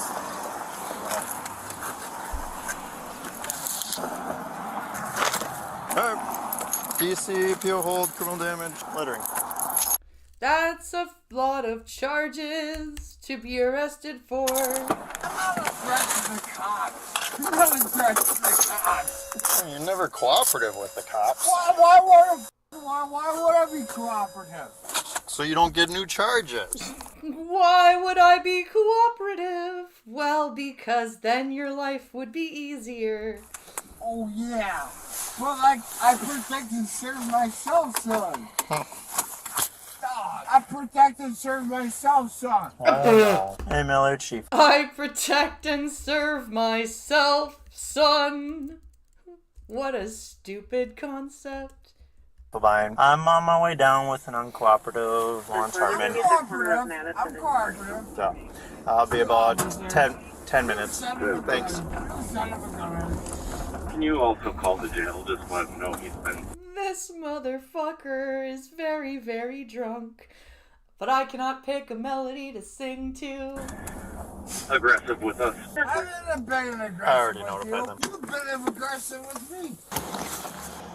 Do you guys have any garbage bags in your office? Yeah. Can I get a garbage bag? I'm not going to clean it all up, but Yeah. I'll get some of the big things. He starts coming out. I'm like, dear God. He started his day off early. Yeah. Thank you. Yeah.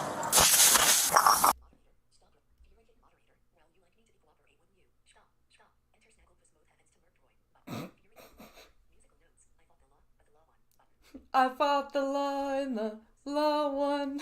I fought the law and the law won. Picking up the glass in the parking lot. Yeah, but you must have got through about half that case. Thanks. This guy was carting around a lot of stuff. Like, this is not light. Thanks for your help. It was a little spicier than I thought the morning was going to start.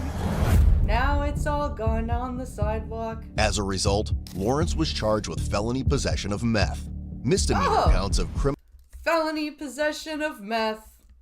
What a lovely drug. criminal damage to property, disorderly conduct, and obstructing an officer. Because the probation agent was present during the chaos unfolding outside the office, he was also placed on a probation hold. He was subsequently released on a $6,000 signature bond. And that was his 37th time being arrested for a crime. There, that sing mode is taken care of. Oh God, okay. And we only chased away one person with it. Good. Good, good, good.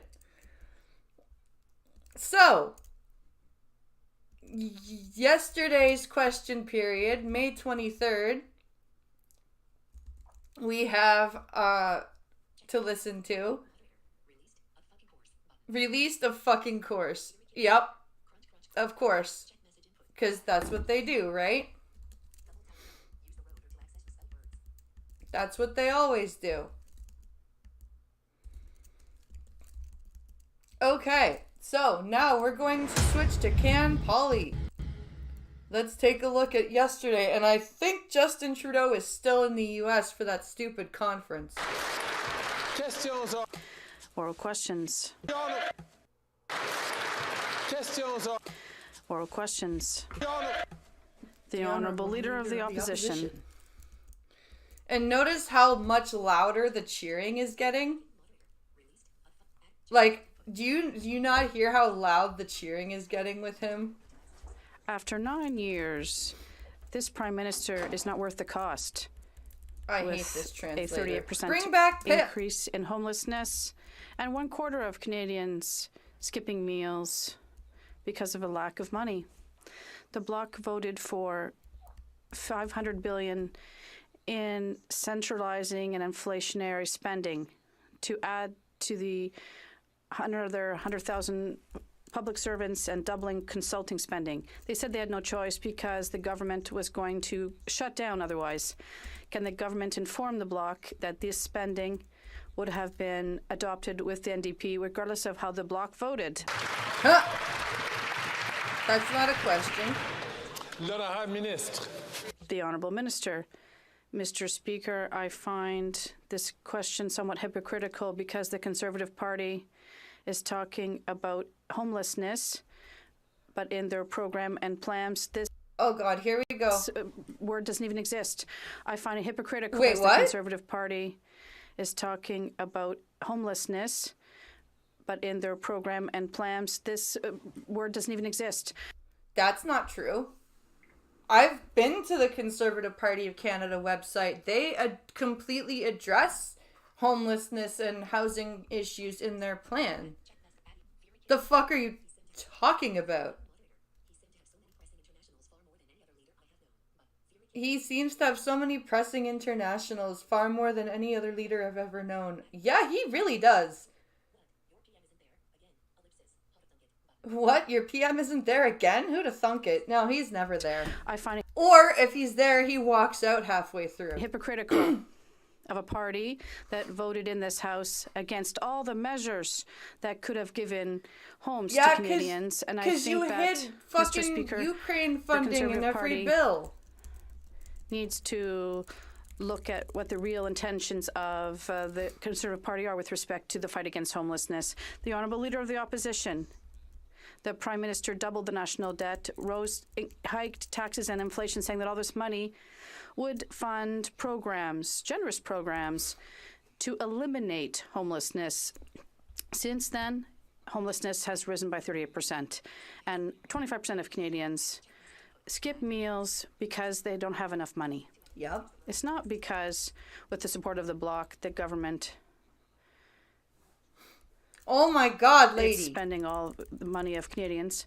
Why is the Bloc Liberal coalition forcing Canadians to feed this obese government rather than allowing them to feed Canadian families? Why is this lady such a bad translator? Economic Development. Mr. Speaker, it's so hypocritical. This party voted against the school food program. Yeah, because Conservatives know that parents want to feed their kids by themselves. They don't want their kids to eat a fucking Cisco truck meal. So when we're talking about feeding Canadians, let's start with children, and they're voting against it. We don't want when they our say, kids eating yes, out of the dole line. Thank you. There's the child benefit. They're voting against this it. Translator and when does they say we're going to help Canadians to have roofs over their head and pay their rent, they vote against it. Mr. Speaker. Yeah, because every bill you put forward is either not your jurisdiction or has funding for Ukraine shoved in it. So of course they're going to vote against it because they actually read the bills before voting. Make up your mind. Do you want to help Canadians or cut their services? The Honourable Leader of the Opposition. After 9 years, this NDP Liberal Prime Minister is not worth the homelessness and hunger. He doubled the debt, increased taxes, and caused inflation, but said it was all to fund generous programs that would end homelessness. Well, homelessness is now up 38%, and a quarter of Canadians are skipping meals because they can't afford them. That's because his greedy government is consuming everything Canadians earn. True. Why is the NDP and Liberals forcing Canadians to feed this morbidly obese government instead of feeding their families? Yeah, because it's just tax. And the minute you complain about it, oh, you don't care about the climate. You don't care about children. The Honourable President of the Treasury Board.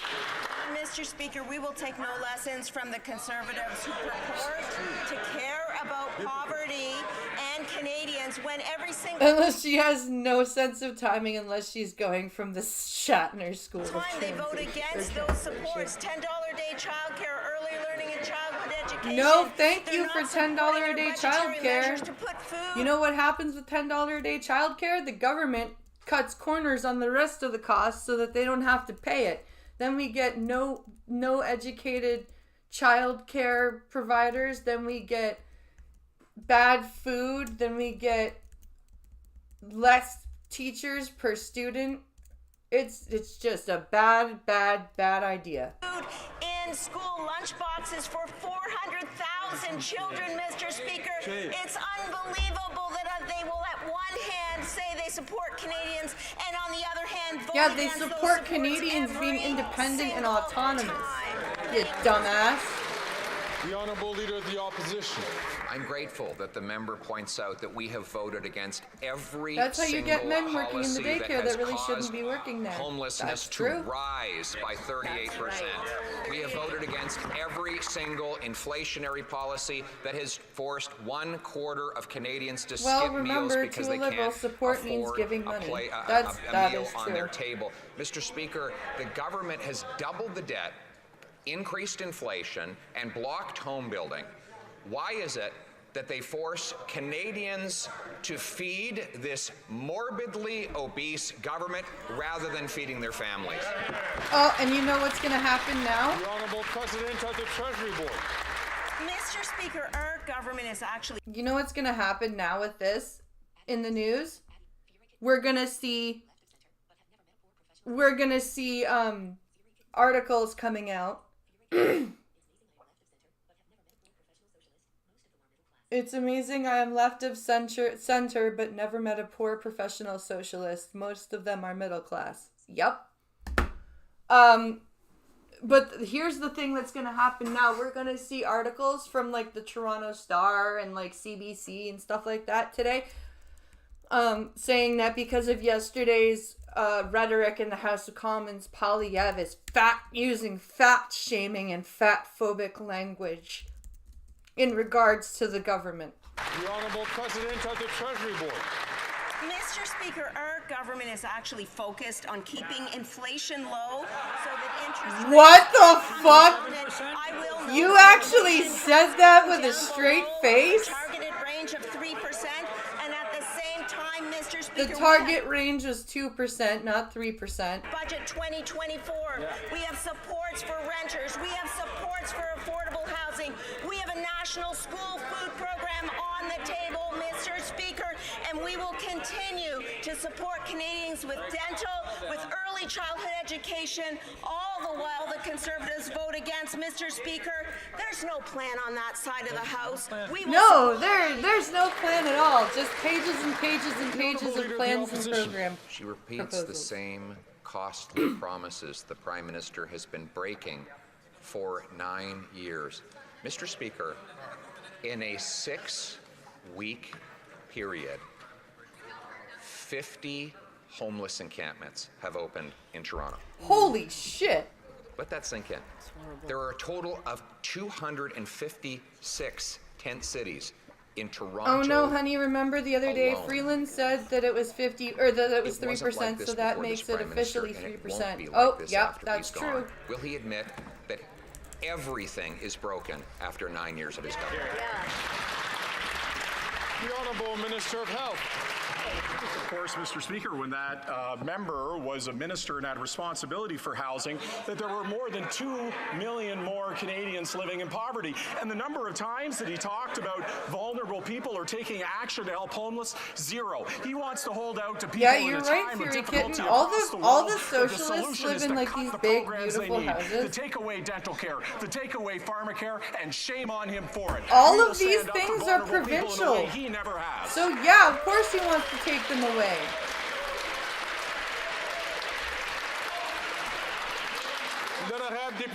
The honourable member for La Prairie. La Prairie? You can't even say the name. You can't even roll your R's at the front of your mouth. You can't even say La Prairie. It's La Prairie, first of all. But you're like, La Prairie. Bonjour. I'm from La Prairie. The honourable member for La Prairie. See? The Hogue Commission has complained that the Liberals are still being secretive with respect to foreign interference. The PMO is invoking confidence to redact documents. Is your government little piggies at the trough? How about little rabbits at the carrot? Would that be anti-vegan? Documents, and even to prevent the judge from having access to them. We're not even talking about documents that will be published. We're talking about the documents needed for the judge's investigation, who then has a mandate to protect strategic information. This calls into question the entire effectiveness of this commission. The Minister of Public Security has promised that the judge will have access to all the documents. Does he agree that all of this hiding is enough? Enough is enough? No. The Honourable Minister of Public Security. Mr. Speaker, I appreciate greatly the question from my bloc colleague, and I also appreciate working with him and my other colleagues last summer. I love how they say, I also appreciate working with my colleagues. That means the prairie. Yep.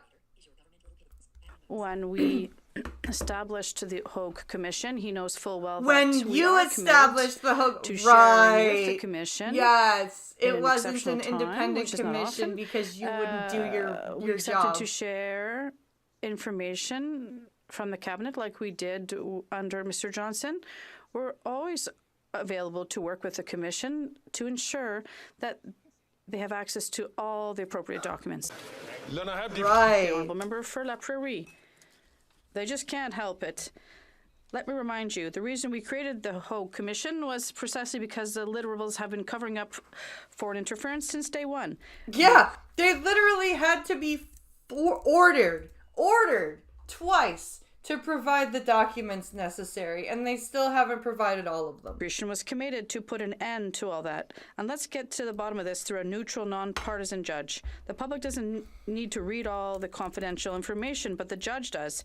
That's precisely her mandate. If the commission doesn't have access to all of the information, Quebecers will lose confidence in this inquiry. Will the Liberals finally be responsible and above all transparent with the judge? The Honourable Minister of Public Safety. Mr. Speaker, the answer is yes. We will continue to remain transparent and cooperative with the Commission. I agree with my colleague. Because socialists this is an exceptional justice, and like the Justice communists Hogue, are capitalizing is in a on good dumb position people's to give stupidity Canadians the and trust they need in our institutions, and Canadians have to understand that at all times and the robbing government will them using ensure the protect that the the people. Commission does Yep. have access to all the necessary documents to right. do this important work. And I greatly appreciate the work I was able to do with my friend from La Prairie. The Honourable Member for Rosemont-la-Petite-Patrie. Mr. Speaker, its waters are warming too fast, becoming increasingly acidic and containing less and less oxygen. This is the worrisome state of the St. Lawrence River. Scientists are sounding the alarm. We've reached fatal oxygen level for several aquatic species. The time has come to give the river a legal personality. But the Minister of the Environment is ignoring this serious problem. What will it take for this Minister of the Environment to give the St. Lawrence River rights to protect Quebec's biodiversity? Wait. The Honourable Minister of the To Environment give and the Climate Change. St. I'd like to Lawrence thank my River colleague for his rights? question. I'd like to remind him that when we came to power in 2015, Canada wasn't even protecting 1% of our territorial waters, and now we're up to 15% and 20% next year. At least 30% by 2030. So this is our objective. Are we just that like all shouting countries out agreed on at percentages? COP15 in Montreal. 15, And 10, 20, we have 30. established record amounts with partnerships across the country to protect our territory. Thank you. So the English translator is for the benefit of the English-speaking people, because these questions that are being translated are being asked in French by only French-speaking MPs. So the English translator is piping through. If we were watching this in French, all of the questions that had been asked in French would be asked out in the House of Commons, and then we would hear a French translator translating Polyev, like all of Polyev's stuff that he says in English and all that. The Honourable Member from Victoria. Mr. Speaker, families saw their homes burned to the ground in Oh, northern here British we Columbia go. this week, and summer hasn't even started. Yet the Conservatives don't seem to think that climate change is real. Yeah. And this Oh, you will not be importing South Asian tilapia into the Gulf of St. Lawrence. I'm pretty sure the fish are happy. Environment Minister offers up I think nothing you're but right. empty words and delays. The Liberals refuse to invest the $1 billion needed for a BC Yes, watershed invest security fund more that would money. prevent That will wildfires make the and save wildfires lives. go They knew away. This wildfire season was going to be devastating for communities, yet they're leaving British Columbians to fend for themselves. Will the government fix their mistake and immediately establish a BC watershed security fund? The Honourable Minister for Natural Resources and Energy. Speaker, and certainly the issues that we've seen around forest fires last year and unfortunately this year, particularly in British Columbia and in the Fort Nelson area, have been devastating, and certainly our hearts go out to all those folks that were affected. It is the reason why we have set aside $350 million to help provinces procure equipment. It is the reason why we are actually training forest fires, and fundamentally, it is the reason why we have a comprehensive climate plan to ensure that we are addressing the existential threat of climate change. Mr. Speaker, the Conservative Party of Canada has a climate plan. It is to let the planet burn. It is irresponsible. It is shameful. The Honourable Member from Thornhill. A hat trick for the Prime Minister, but not the good type. 3 reports released in just one day paint a devastating picture of life in Canada after 9 years of this NDP Liberal government. Food Banks Canada, the Salvation Army, and the Parliamentary Budget Officer all say there is more homelessness and there is more hunger. They kept telling us that they're spending our money for our own good, and everything is fine, and it's not their fault. Mr. Speaker, it's been 9 years. Whose fault is it? How about you throw the people in jail for starting the fire in the forest? Exactly. Mr. Speaker, grocery price inflation is coming down. Where? 1% in April. Where is grocery price inflation coming down, you liar? News, certainly for Canadians, but it's important to know that our government put forward the most comprehensive package of competition reforms in Canadian history. Why? Because more competition equals better prices. But it's a bit rich for the Conservatives to point to food bank when they oppose a national school food program. You're that's supposed to answer in the language that you're asked. Across Canada. The Honourable Member from Thornhill. And 9 years later, it hasn't fed a single child. They just don't get it. The very policies that they have delivered has given us the worst quality of life in half a century, the worst since the last Trudeau ran this place. In the past 3 months... The worst since the last Trudeau ran this place. Oh, damn. Oh, damn.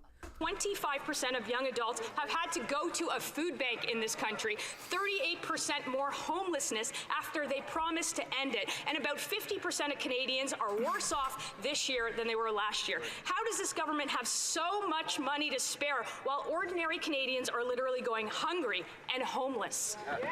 That's a good question. The Honourable Parliamentary Secretary. Quite the statement from the Deputy Leader of the Conservative Party. My advice to her is to actually read the report from the Parliamentary Budget Officer. Oh, in that report, really? Read the report from the Parliamentary Budget Officer, the one that says that this is not helping, the carbon tax is not helping, the debt is driving up inflation. You mean that Parliamentary Budget Officer's report? That no less than 50,000 Canadians are supported by the National Housing Strategy. 50,000? That's it? They would cut. We know they That's like nothing. Austerity agenda. This also from the Deputy Leader, who made clear only a few weeks ago on a yacht, no less, Mr. Speaker, that less homes have to be built in Canada. They're siding with the NIMBYs. We want to build more homes, including for the most vulnerable of this country, Mr. Speaker. We have been warming since the 1500s. The Honourable Member from Stormont Dundas. The problem is that people who don't live above, the people who live above 50 North make the climate decisions. Or who don't live above 50 North make the climate decisions. The worse it gets for Canadians. And look no further than the Ottawa Food Bank report that came out this week that said 500,000 visits were made to the food bank in our nation's capital last year. That's a 95% increase in the last 5 years, a 22% increase in the last year alone, and 36% of them were children. How many more times are they going to hike the carbon tax before they realize it's driving millions of more people to food banks? We have national school food programs. We have food truck food. More than ironic ironic that the Conservative member across the way mentions children when he's going to stand up in short order and oppose a national school food program. A national school food program because nobody wants a national school food program. Nobody should want a national school food program. You should want to feed your kids from your fridge, not from some food truck that pulls up to a school every day. Food Banks of Canada and Food Secure Canada have advocated for over 10 years because they know that it will impact food insecurity in this country in a dramatic way. $1 billion in the federal budget 2024 to feed. I wish I could post and the Conservatives. Ralph Wiggum Wit. I'm learning. Say no, we won't support that. No, we won't support that. We're gonna yell as loud as possible. Because yelling will make things better. Stormer Dundas, South Glengarry. And after 9 years, Mr. Speaker, that program has fed exactly 0 children in this country. The only thing it's doing is feeding the bureaucracy here in Ottawa. Well, let's take a look and see what Food Banks Canada had to say about their poverty measures. Their report card came out this week, and this government got an F. A failing grade for what they're doing as they're driving millions of more people to food banks each and every year. Their report says it's only going to get worse the more they hike the carbon tax and make life more expensive. How many more damning reports need to come out before they axe the carbon tax to help with the price of food? But they're not damning reports. You can't call them that. Those are lies. Minister for Families and Children. Those are lies. I'd like to share today some of the response from Budget 2024 and the announcement of the funding of the National School Food Program. And how many people did you pay off for these glowing reviews? Clubs of Canada, Mr. Speaker, released a statement saying that this program marks a turning point in the country's commitment to the well-being of children. Children learn best on a full stomach, Mr. Speaker. And the school food program from Michelle Obama that dropped standards of food. I know. We don't want that. We don't want substandard food fed to our kids. We want to be able to put enough groceries in our house so that we can pack a good lunch and feed them a good breakfast. And children are investments for tomorrow. On this side of the house, we will continue to invest in the well-being of children. And I think the Conservatives owe Canadians an explanation why they won't make these investments. Why don't you want the children to eat bugs and go to POG class? The Honourable Member for Mégantic-L'Érable. After 9 years of this Liberal Prime Minister, Quebecers are hungry and increasingly taking to the streets. This week, there were 3 devastating reports confirming that the inflationary spending of the Liberals, supported by the Bloc, is hurting families and workers. And according to the Salvation Army, 25% of parents skip meals to be able to feed their children. How come the Bloc and this Prime Minister, who aren't worth their salt, prefer to feed this fat federal government rather than Quebecers? The Honourable Minister. Oh, the catering students used to cook meals for the staff and the prefects, and they used to cook lunch. That's a good way of doing it. To include in their plans, if they're serious about supporting Canadians, the word homelessness, what do you mean fight against to poverty, include in their investing in Canadians, in their plans? I could give them some ideas, starting by voting in favor of programs that we're establishing to tackle poverty, rent, you should have seen the photo that and feeding children, or the photo Op Freeland had for this last week. The Honourable Member she was for in a home ec room with Mr. students Speaker. and like 2 teachers After 9 pretending years they were of this cooking Prime for the Minister, school. this Liberal government supported by the Bloc has caused this crisis, and now they want to be plotted. Mr. Speaker, it's not only responsible, because of the $500 billion in inflationary spending that this Prime Minister established and the Bloc supported, which is affecting gas, housing, everything costs more. When they stopped the vocational catering, it became are lining up at food banks. They're the ones all who created chips this and crisis. shite, and you had to pay for Will it. Will the Prime Minister admit it's time to curb that sounds the centralizing government's appetite so that all Quebecers can finally eat? No, Quebecers don't deserve to eat. The Honourable Minister. Oh, did I say that out loud? I'd like to remind people who are listening today and Canadians, if it was up to the Conservative government, throughout the biggest pandemic we have experienced, people would have Oh, suffered enormously. shut up, Mr. Speaker. The Today, biggest pandemic we've experienced. Because a liberal the biggest government was there to pandemic support we've Canadians experienced. in their Bitch, what? Does Ebola not count because it happened to black people? Holy shit. 11,000 people died from fucking Ebola in 6 months. You want to try that again? Or how about the fucking fact that swine flu only missed one criterion for being an epidemic? Or how about the fact that the Spanish flu happened a century before the COVID pandemic and killed more people than the fucking World War did?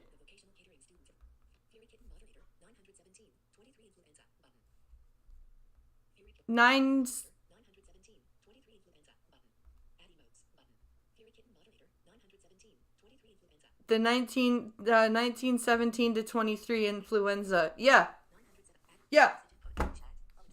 The flu epidemic that broke out after the Great War killed like 20 million people. But the COVID pandemic was the biggest pandemic we've ever seen. Yeah. Okay. I'm telling you right now, they're not counting Ebola because it happened to mostly African people. I'm telling you. Because we lost like 11... There were 28,000 cases. We lost 11,000 people. And that was within the scope of a year. in their biggest crisis that we have ever seen. And today, what we're asking them is simple. Adopt reform on dental care. Adopt reform on food. Adopt reform on something that's not your housing. jurisdiction. But they're voting against all of this. The Honourable Minister for Trois-Rivières. Let's go back to the case of the member for Glengarry, Prescott Russell. To prevent his dismissal as president of the Association des Parlementaires de la Francophonie, or the APF, the Liberals infiltrated this organization. They signed... Infiltrated? Oh, shit. Well, because after this guy got in shit for calling the French people like extremists and full of shit, 112 Liberals joined the APF. Signed up massive numbers to boost the number of Liberals from 25 to 112, including a whole bunch of unilingual Anglophones. For the first time, the APF had to send out an agenda in English. People. It even had to call in interpreters for the unilingual English-speaking Liberals, suddenly enamored with French. Did Liberals realize that to protect their colleague from the APF, they're literally anglicizing him? The Honourable Minister, Global Affairs. Canada will always be here to support Francophones internationally. In fact, Canada is the co-founders of the International Association of La Francophonie. I'd like Why to are you talking? Why isn't the Minister for Heritage talking? APF, and we are going to continue not only to support this assembly, but also become proud of the fact that it is a great Canadian, a Franco-Ontarian, who is chair of this assembly. So we are here to be French in Quebec and across the country and worldwide.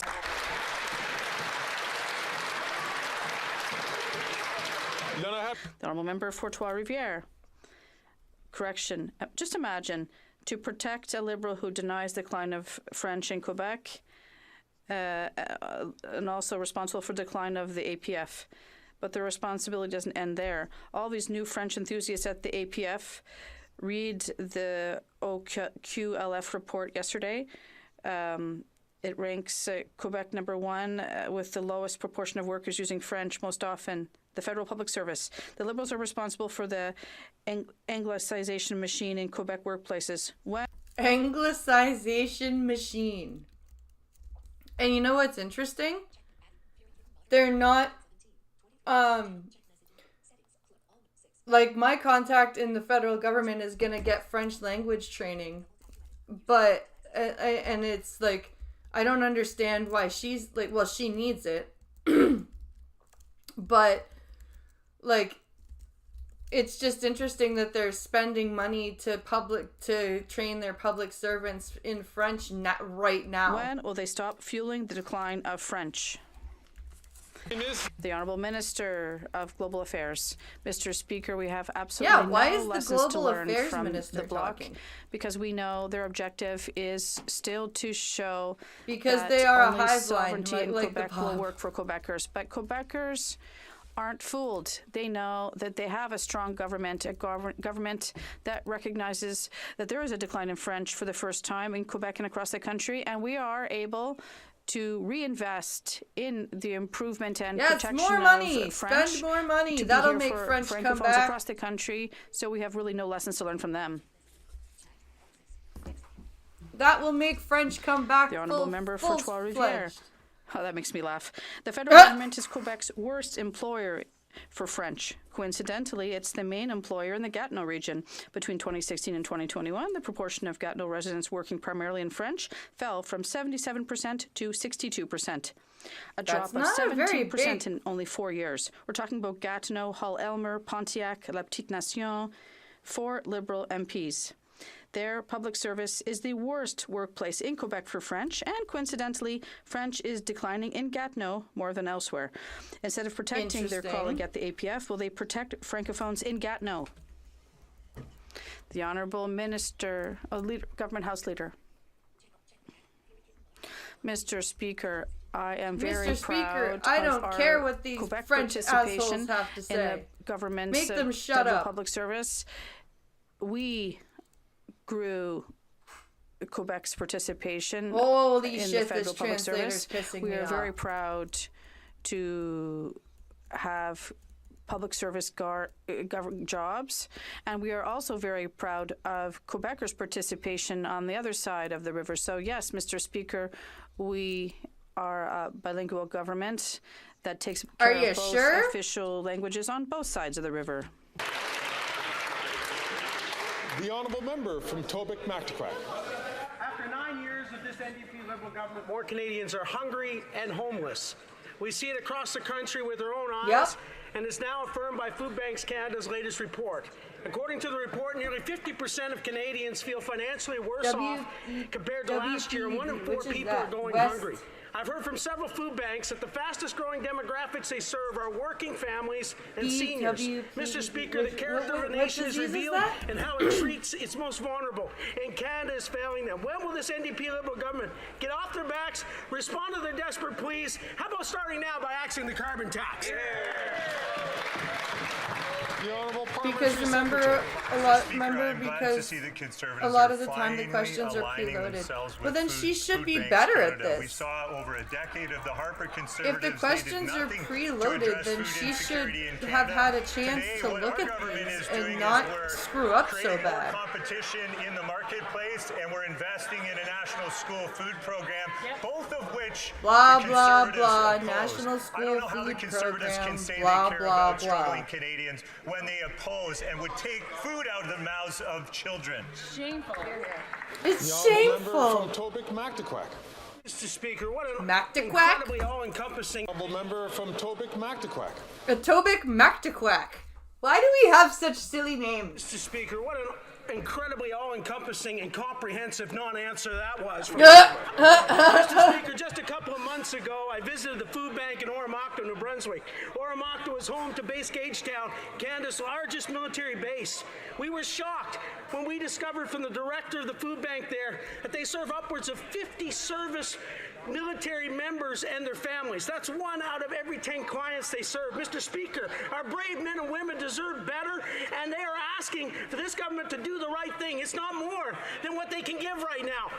Okay, guy. Okay, I understand that you're upset and that you have a right to be upset, but this guy sounds like he's about to fall over. Why don't they start by axing the tax and getting off their backs?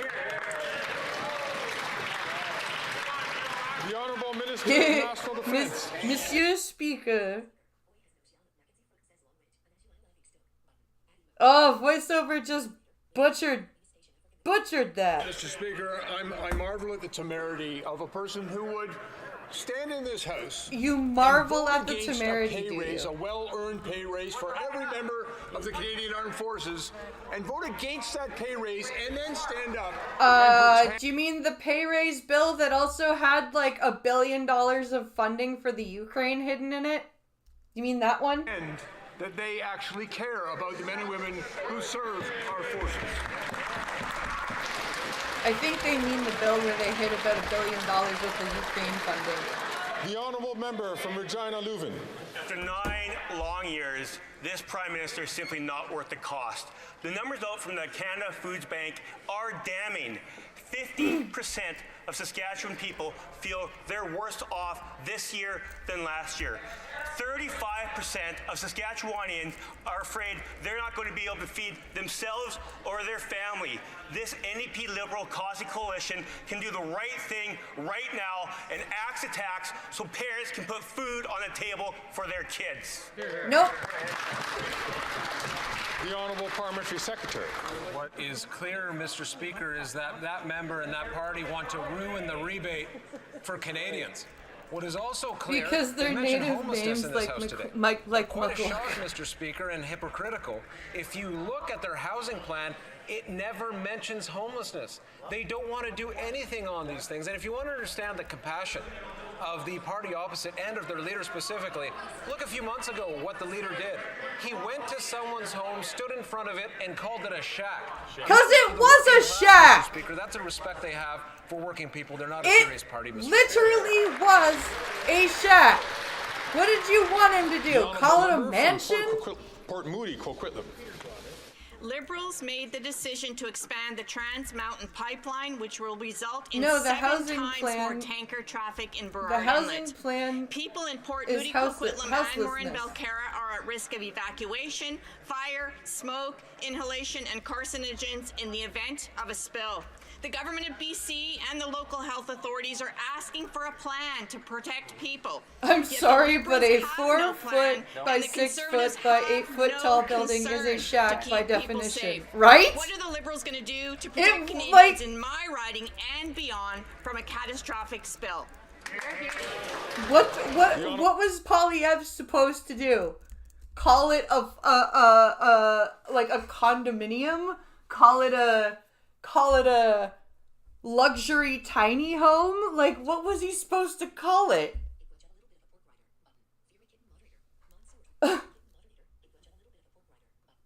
Like, what the fuck? Like, what was he supposed to call it? Holy Christ. The Honourable Minister for Natural Resources and Energy. Thank you, Mr. Speaker. It is, of course, incredibly important that as we move products to market, we do so in a safe and efficient manner. Certainly, the transport of oil by pipeline is far safer than the transport of oil by rail. It is important, though, that we put in place measures to assure British Columbians and Canadians that this will be done safely. You mean the Enormous pipeline time that was you spent guys on didn't even ensuring want to that we build? put in place those provisions with respect to the pipeline That you spent but also with respect to marine billion shipping. dollars on. Certainly, You the didn't Canadian need to Energy spend Regulator has played $35 an billion important role in on. that. We will ensure that all of those safeguards are put into place and that the pipeline operates in a safe and efficient manner. 50% carcinogens? You mean like an egg or a tomato? That's funny if you're kidding. The Honourable Member from Timmins James Bay. The poisoning of people in Grassy Narrows represents an unprecedented corporate crime. For over 60 years, the government has covered Thank up you for your and protected donation. corporate criminality. That Grassy Narrows is the reservation where the gentleman that came to the Trudeau rally to ask about the mercury in the water, and he had to pay to get in. And all Trudeau did was thank you for your donation to the Liberal Party of Canada. And the result has been a never-ending nightmare for people suffering mercury poisoning that impacts everyone, including young children. We now learn that the Dryden Fiber Mill has been dumping sulfates into the Wabigoon River, which has been driving the mercury crisis for a new generation. So what steps will the Minister of Environment take to hold that company to a court, to account, and to work with the people of Grassy Narrows to finally clean up the disaster in the Wabigoon River? They're not going to because they don't give a fuck about The you Honourable people. Parliamentary Secretary. Mr. Speaker, what's What's happening at Grassy Narrows is a tragedy, and all levels of government need to do better. Indigenous Services Canada is supporting several projects that will help meet the needs of the community. Way to sound like you give a fuck. Budget 2024 also provides an additional $57.5 million for the construction of the Mercury Care Home. This ongoing calamity tragedy at Grassy Narrows is a reminder of what happens if we don't protect our water sources from pollution. That's also why we introduced the First Nations Clean Water Act to make sure First Nations have tools to protect their water sources and hold... To protect their what happens when their water source is already fucked up? What are you supposed to do then? Polluters accountable. You are the polluters. Who's gonna hold you accountable? Member from Kitchener-Conestoga. Mr. Speaker, in conversations, women more than men face being constantly interrupted. When women express their ideas, women more than men from Kitchener-Conestoga. This is a literal thing that we're hearing in a fucking question period. Mr. Speaker, in conversations, women more than men face being constantly interrupted. When women express their ideas, they often go unrecognized until reiterated by a man. When women push back, they're seen as less likable, and negative labels are disproportionately applied to them. It's critical now, more than ever, that men speak up to defend women's rights and underscore their support for lasting gender equality. Could the Minister of Justice reiterate our government's support on the importance of male allyship and ways our government is addressing this issue? What the fuck? So let me get this straight. Because women are more likely to be interrupted by men and more than men, and because a woman's idea is not heard until a man reiterates it, therefore men need to speak up for women because they can't do it on their own. Is that really what you just said?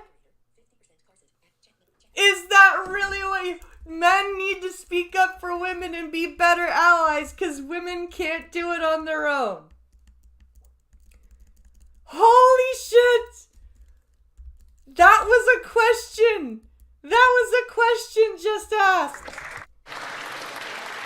The Honourable Minister of Justice and Attorney General of Canada. Mr. Speaker, I'm an ally and I'm speaking up. I'm an ally and I'm speaking out. You're a beta bitch. About women having full control over their bodies and their reproductive rights. That includes the right to abortion and the right to free contraception. When we as men make spaces for women's voices, oh my God, learn, we help create better, more inclusive policies. I urge every man in this chamber from every single party to stand up and to be that ally.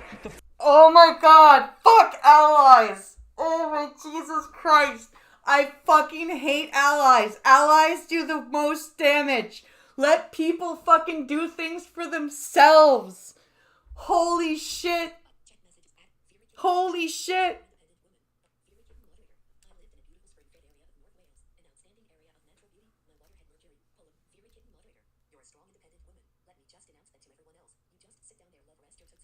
You're a strong, independent woman. Let me just announce that to everyone else. You sit down, love, rest your tootsies. Right? Oh my Jesus Christ almighty. What the fuck? The fight for gender equality in this country is a fight for all of us. There is no fight for gender equality in this country. What the hell? Lake Country. After 9 years of this NDP... Oh no! Look! It's a woman speaking! Quick! Everybody listen to her. But she's a conservative, so she's saying the wrong thing. She's internalizing her misogyny. She doesn't actually know what she's saying, that poor thing. That poor woman, that poor conservative woman. Prime Minister, more Canadians are hungry and homeless. The government promised to end chronic homelessness in Canada by 2030. The Parliamentary Budget Officer found homelessness is getting worse, with chronic homelessness up 38%. Damn. The vast majority of homeless individuals in Canada, 80%, are homeless purely based on affordability reasons. Yep. This Prime Minister is just not worth the cost. It's no longer because they lost their home due to drugs. With such failing results. It's no longer just because you lost your home due to drugs. It's because your job doesn't cut it. I have a really hard time listening to the conservatives. I have a really hard time listening to the conservatives tell me about how people are suffering because I really don't care. Why is the toll-free number calling me?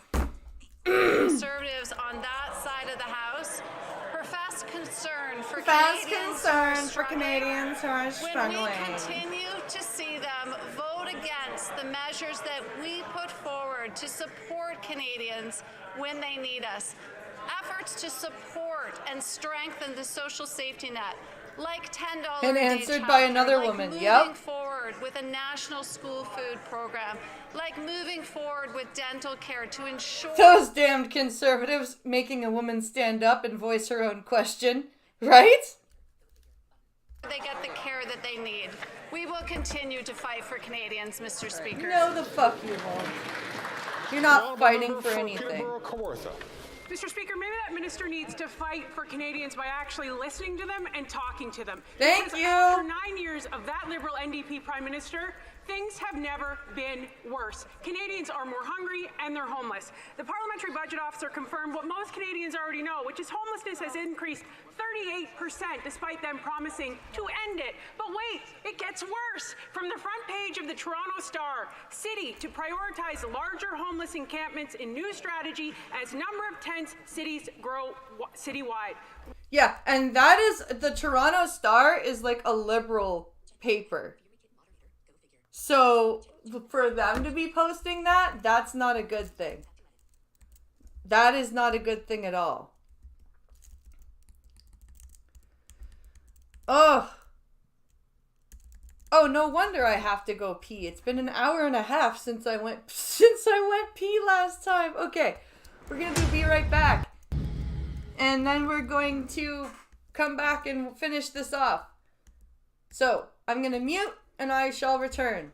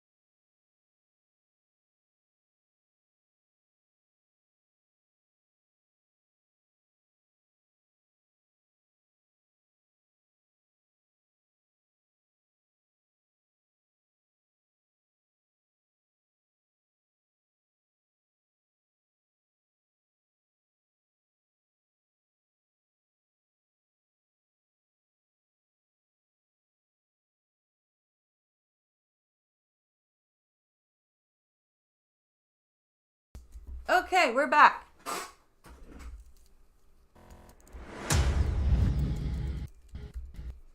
We are back and we're ready to finish with question period. When did the Prime Minister simply give up and say, you know what?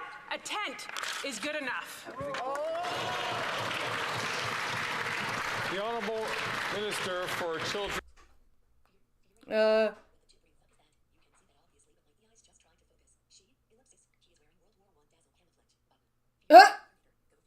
He's wearing World War I dazzle camouflage.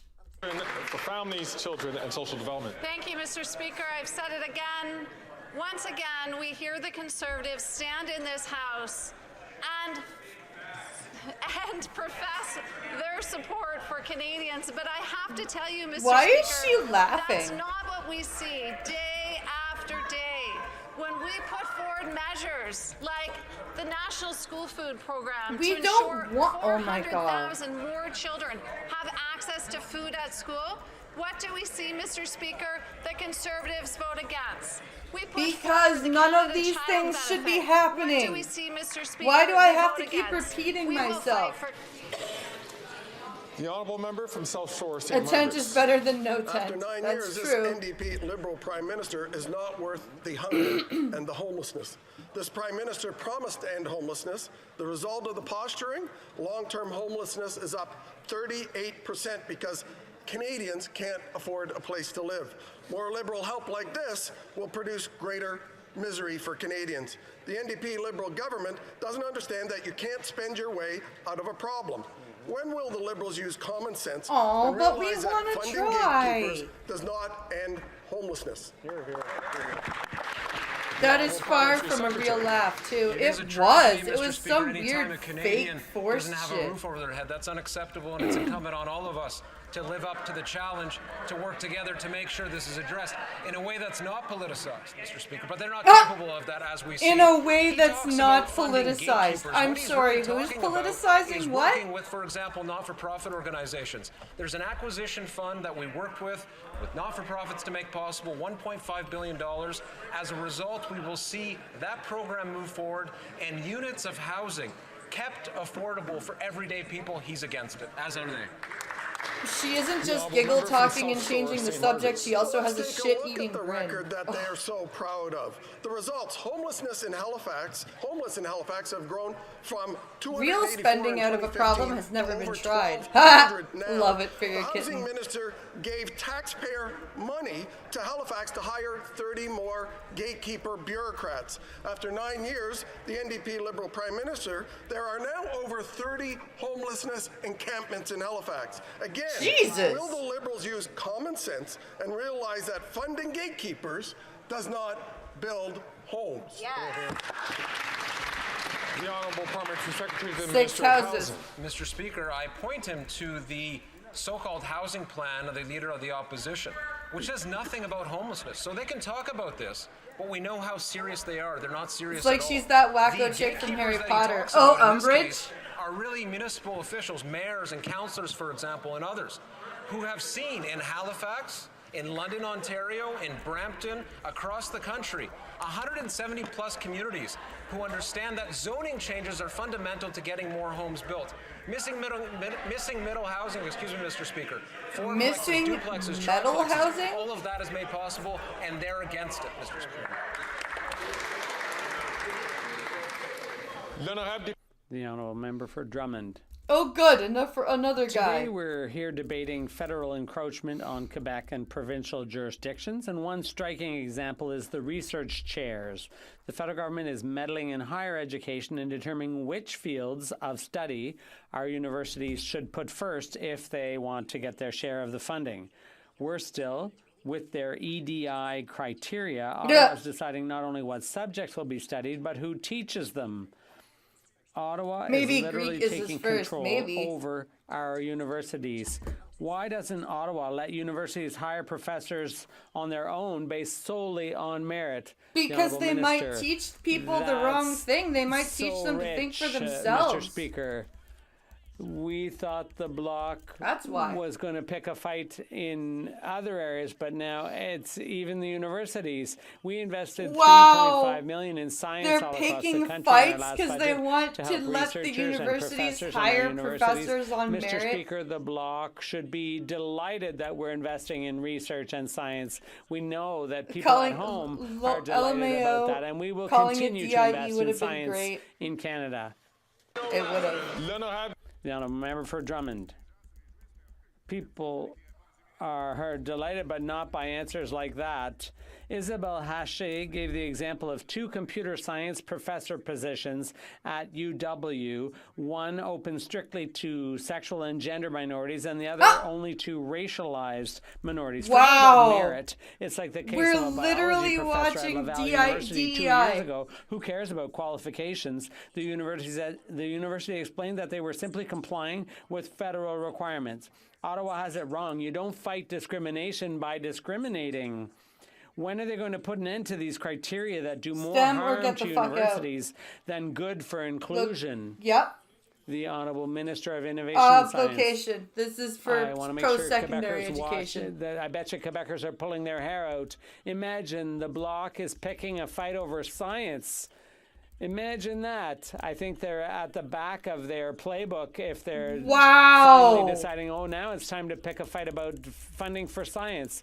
Mr. Speaker, we will continue to invest. Jesus Christ, the gaslighting. The gaslighting of wanting professors to be hired on merits instead of sexual orientation, gender, or race. That's picking a fight over science? Really? Holy shit. The fact that they're actually going with that angle, that is insane. Invest in our universities, in research and development, in science. We will help our young people because we know that today's science builds tomorrow's economy. We will continue investing in science, Mr. Speaker. The honourable member for Beauce. You'll Mr. continue Speaker, to after invest 9 in years science, of this Prime will you? Minister, overspending and anti-farm policies are pushing more and more farmers into bankruptcy. According to the UPA, 1 in 5 farms can no longer afford to pay off their debt. With the help of the Bloc, the government is stifling our agricultural sector by blocking Bill C-234 and voting for more centralizing and inflationary spending. When will this government take our agricultural sector seriously and give it a break so it can feed our already starving population? Well, if you want Bill C-234 to be voted on, it's a private member's bill. You can always bring it to your leader of your opposition and have him vote on it, blah, blah, blah.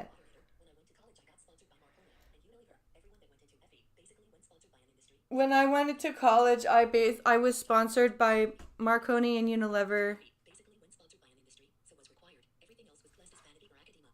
Oh, I like that idea, Fury Kitten. Being sponsored by an industry if you're going into like a STEM field or something like that.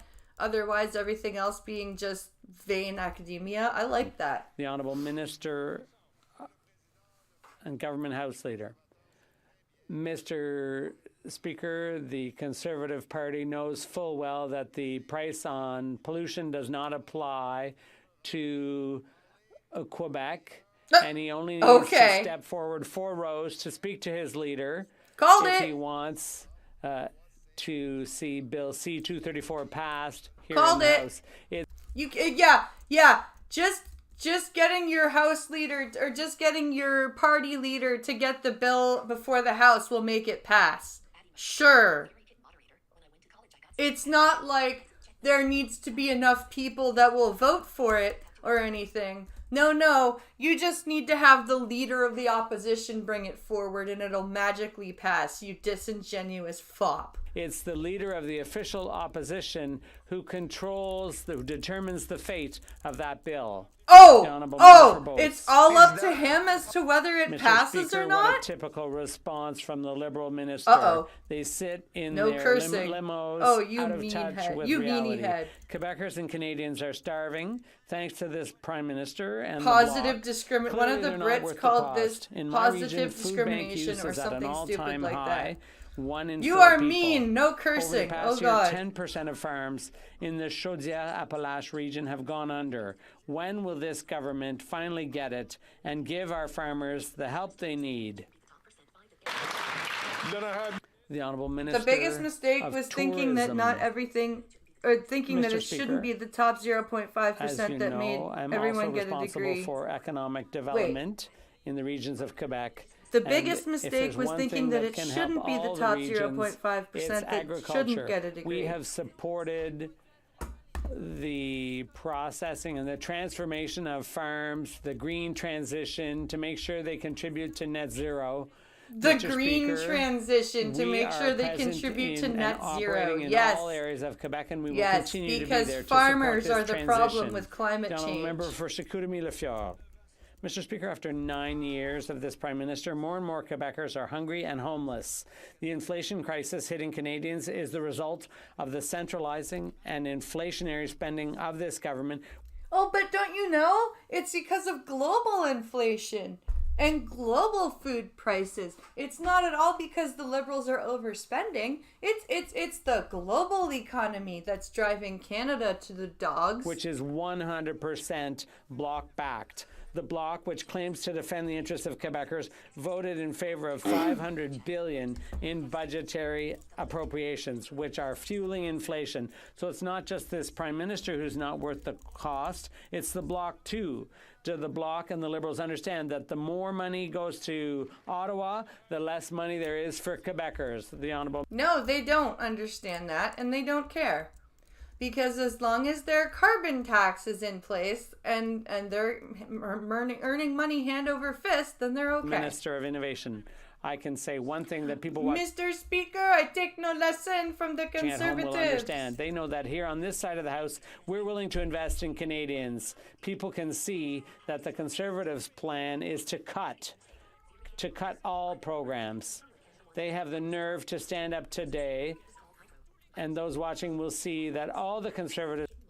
Do you remember when Canada wanted net zero power supply? I do. I think it was called hydro. Who stood up today voted against the Canada Child Benefit. They voted against... They voted against because it was already in place. It was called the Canada Child Tax Benefit. I don't know how they can even look at themselves in the mirror, but today we've seen the true colors of the Conservative Party. Oh, yeah. A member from Charlottetown. Mr. Speaker, my province of Prince Edward Island has saved more than $2 million in out-of-pocket costs since the launch of PEI's copay program last year. This federal funding for PEI has improved access to prescription drugs and made them more affordable for Islanders. The success of this pilot can be replicated across the country. Can the Minister of Health describe the impact that universal single-payer coverage for contraception and diabetes medication will have on the health of Canadians? Softball, liberal question. Minister of Health. Well, thank you very much, Mr. Speaker. And I want to start by commending the advocacy and work of the member for Charlottetown, who's been working tirelessly to make sure that Islanders get the coverage they need, saving them hundreds of dollars. Yeah, because that's his that job. Many times I've been out with him in Prince Edward Island over the last 10 months. Pharmacare federally is not what we not need. Just for affordability, but for prevention, to make sure they don't wind up with a chronic disease or illness. It's always interesting to watch the old liberals suck off the young liberals. It really is. The medicine that they need. They say it's too much to hope that somebody can get the dental care that we need. 100,000 people got dental care in just 3 weeks. We're getting it done. Cursed word.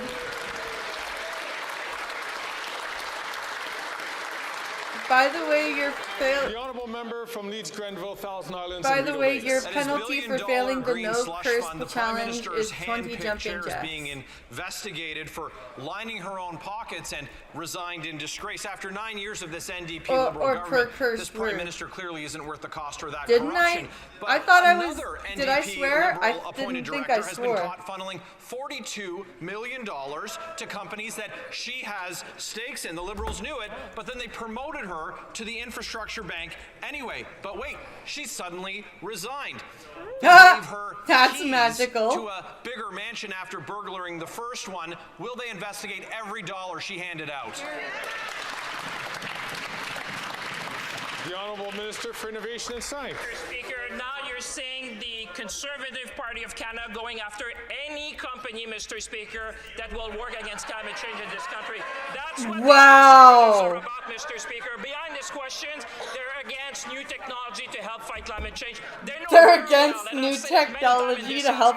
Now it's technology that can help fight climate change, not just cash. The CR's resigned. We are investigating. We're going to make sure that every dollar, Mr. Speaker, that is spent is going to be well spent. We're going to restore governance. You guys are doing a lot of internal investigations. That's a problem. The honourable member from Leeds Grenville, Thousand Islands, and Rideau Lakes. It's really too late that we only see the minister get animated after they get caught. Speaking of the NDP Liberal appointed chair and another director were caught stuffing their pockets full of taxpayer cash. They got caught. They resigned. They're being investigated. But then a third one who was found to be furthering her own interests. Thank you, Fury Kitten. What about long-term anti-seizure drugs or antivirals or MRIs? This is life after 9 years of this NDP Liberal government. They have no idea we need access to where that the money shit is provincially. going. We need to protect Canadian tax dollars. Will they call in the RCMP to investigate? The Honourable Government House Leader. Well, that's the same question he just asked and that the minister just answered. But he didn't answer it. Time, Mr. Speaker, I want to know why there is a woman in Aurora named Sabrina. And they're both women, by the way. I don't know the woman's name. I'm making her up as I go along. Things that don't seem quite kosher in Conservative nomination land. And that is after the accusations by Ms. Maddow. Can you even get this out without stuttering? And they just happen to be the only two women in that nomination race. I do AI art. I'm doing my bit for climate change. I'm not using acrylics or oil-based paints. Order. I know that all honorable members, all ministers. Everyone's like, shut up, Fergus. Order. I know that all members and especially all ministers understand that, of course, that when questions are asked, it should be about the administration of the government or the committees. And it's the same thing which is expected of ministers to respond to the administration of government. The honourable member from Vancouver Quadra. Oh, excuse me. I've made a mistake. The honourable member from St. Albert, Edmonton. Speaker, after the Prime Minister got caught turning a blind eye to Beijing's interference in our elections, his government was dragged kicking and screaming into calling a public inquiry. It has now been revealed that the Prime Minister and the Cabinet are obstructing the work of the inquiry by refusing to turn over documents to the Commissioner. A simple question: will the Prime Minister end the obstruction and turn over all documents requested by Madam Justice Hogue, unredacted, yes or no? Not going to answer. The Honourable Minister for Public Security. Mr. Speaker, my honourable friend knows very well that there's no obstruction at all. He should have a word with his House Leader, with whom I worked very collaboratively all summer in setting up the Hogg Commission. It's Hogue.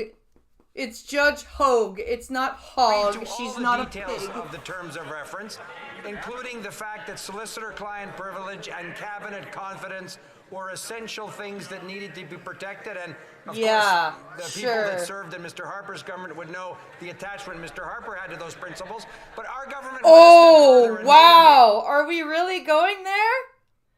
We're going there, are we? Okay. Cabinet documents that were relevant to this inquiry, and will continue to do everything necessary to allow them to do their work. Hear, hear.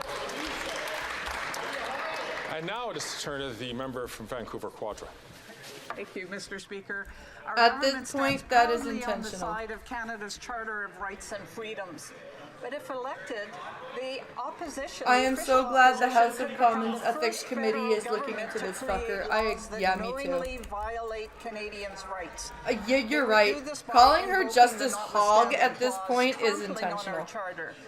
As a parliamentarian, but even more as a Canadian, I find this simply chilling.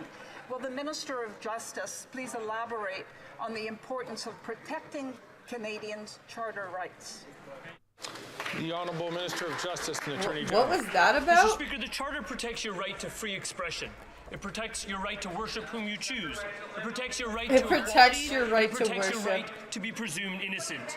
If you stand for freedom, you don't get to cherry pick which rights and freedoms you defend. Oh, you guys do, though. What the Leader of the Opposition has said he would do.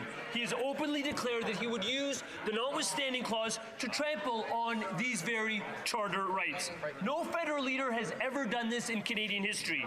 Our government enacted the charter. So another license sealed for 30 years. Yep. We'll always defend the charter rights and freedoms of every Canadian. Oh, yes.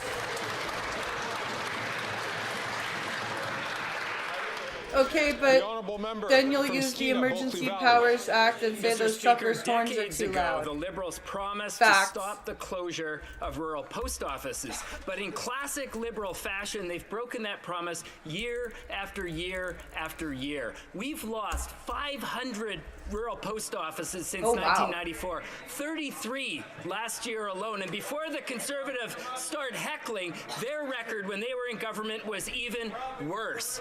How many rural post offices are going to have to close before this minister finally does something? Here, here. Well, maybe Canada Post should be overhauled. Thank you, Mr. Speaker, and I appreciate the question from the member opposite because he speaks to a very relevant No worries, issue that Phil affecting Buggies. Have a good Canada one. all across Canada, not just in his community, but everywhere. We're working closely with Canada Post to ensure that we change its ways so as we can improve. So we change its way. We're working with Canada Post so we can ensure that we change its ways. Why? To the bill actually deliver It's a shit? serious issue. We recognize that. We're having deliberations over it. We're working closely with Canadians, and we're going to be spending more time to discuss how we can improve the operations of the organization to better serve Canada. Thank you. Yes, I'm sure you are.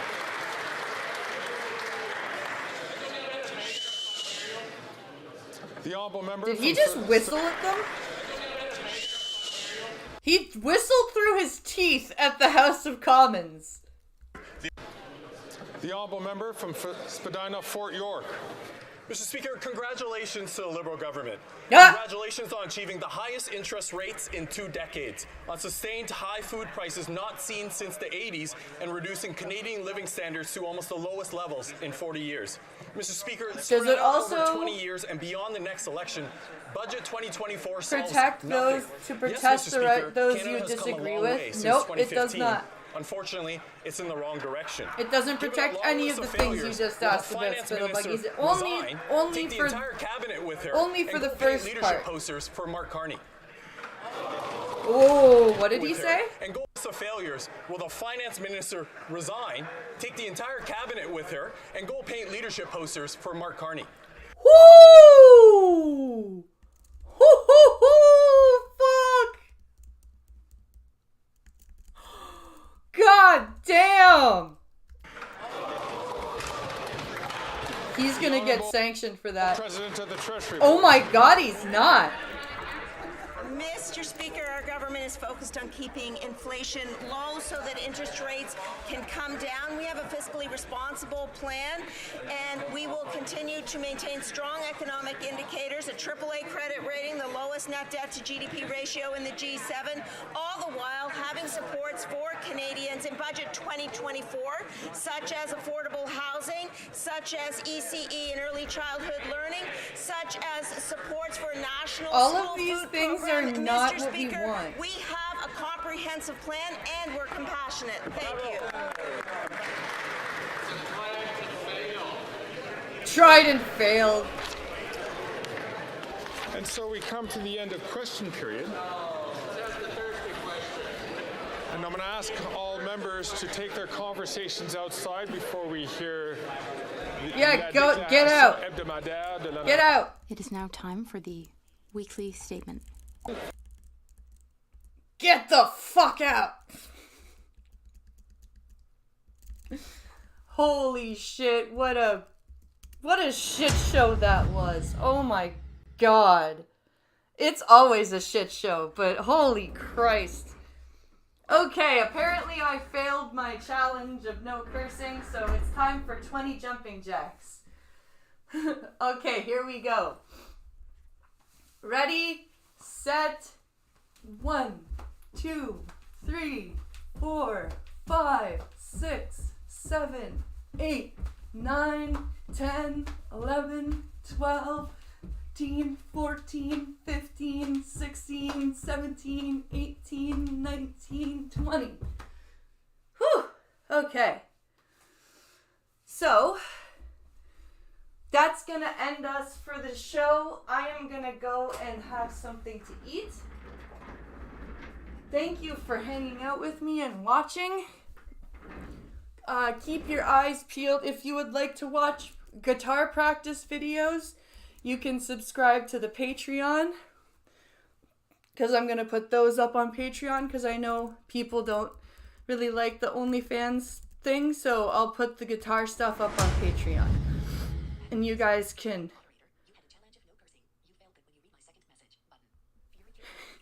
You had a challenge? You had a challenge of no cursing. You failed that when you read my second message. That's true. Alright, I hope you guys enjoyed yourselves tonight. Will be Friday Night Fights. And I'll be putting my Tanya against some friends in the BFGC and viewers if they pop in. The Sightless one wants his run back, so that's going to be one of the sets. So I hope you guys have fun and have a good rest of your Friday afternoon, and join me tonight for the Combat Hour. Have a wonderful day, and I'll see you later. Bye, guys.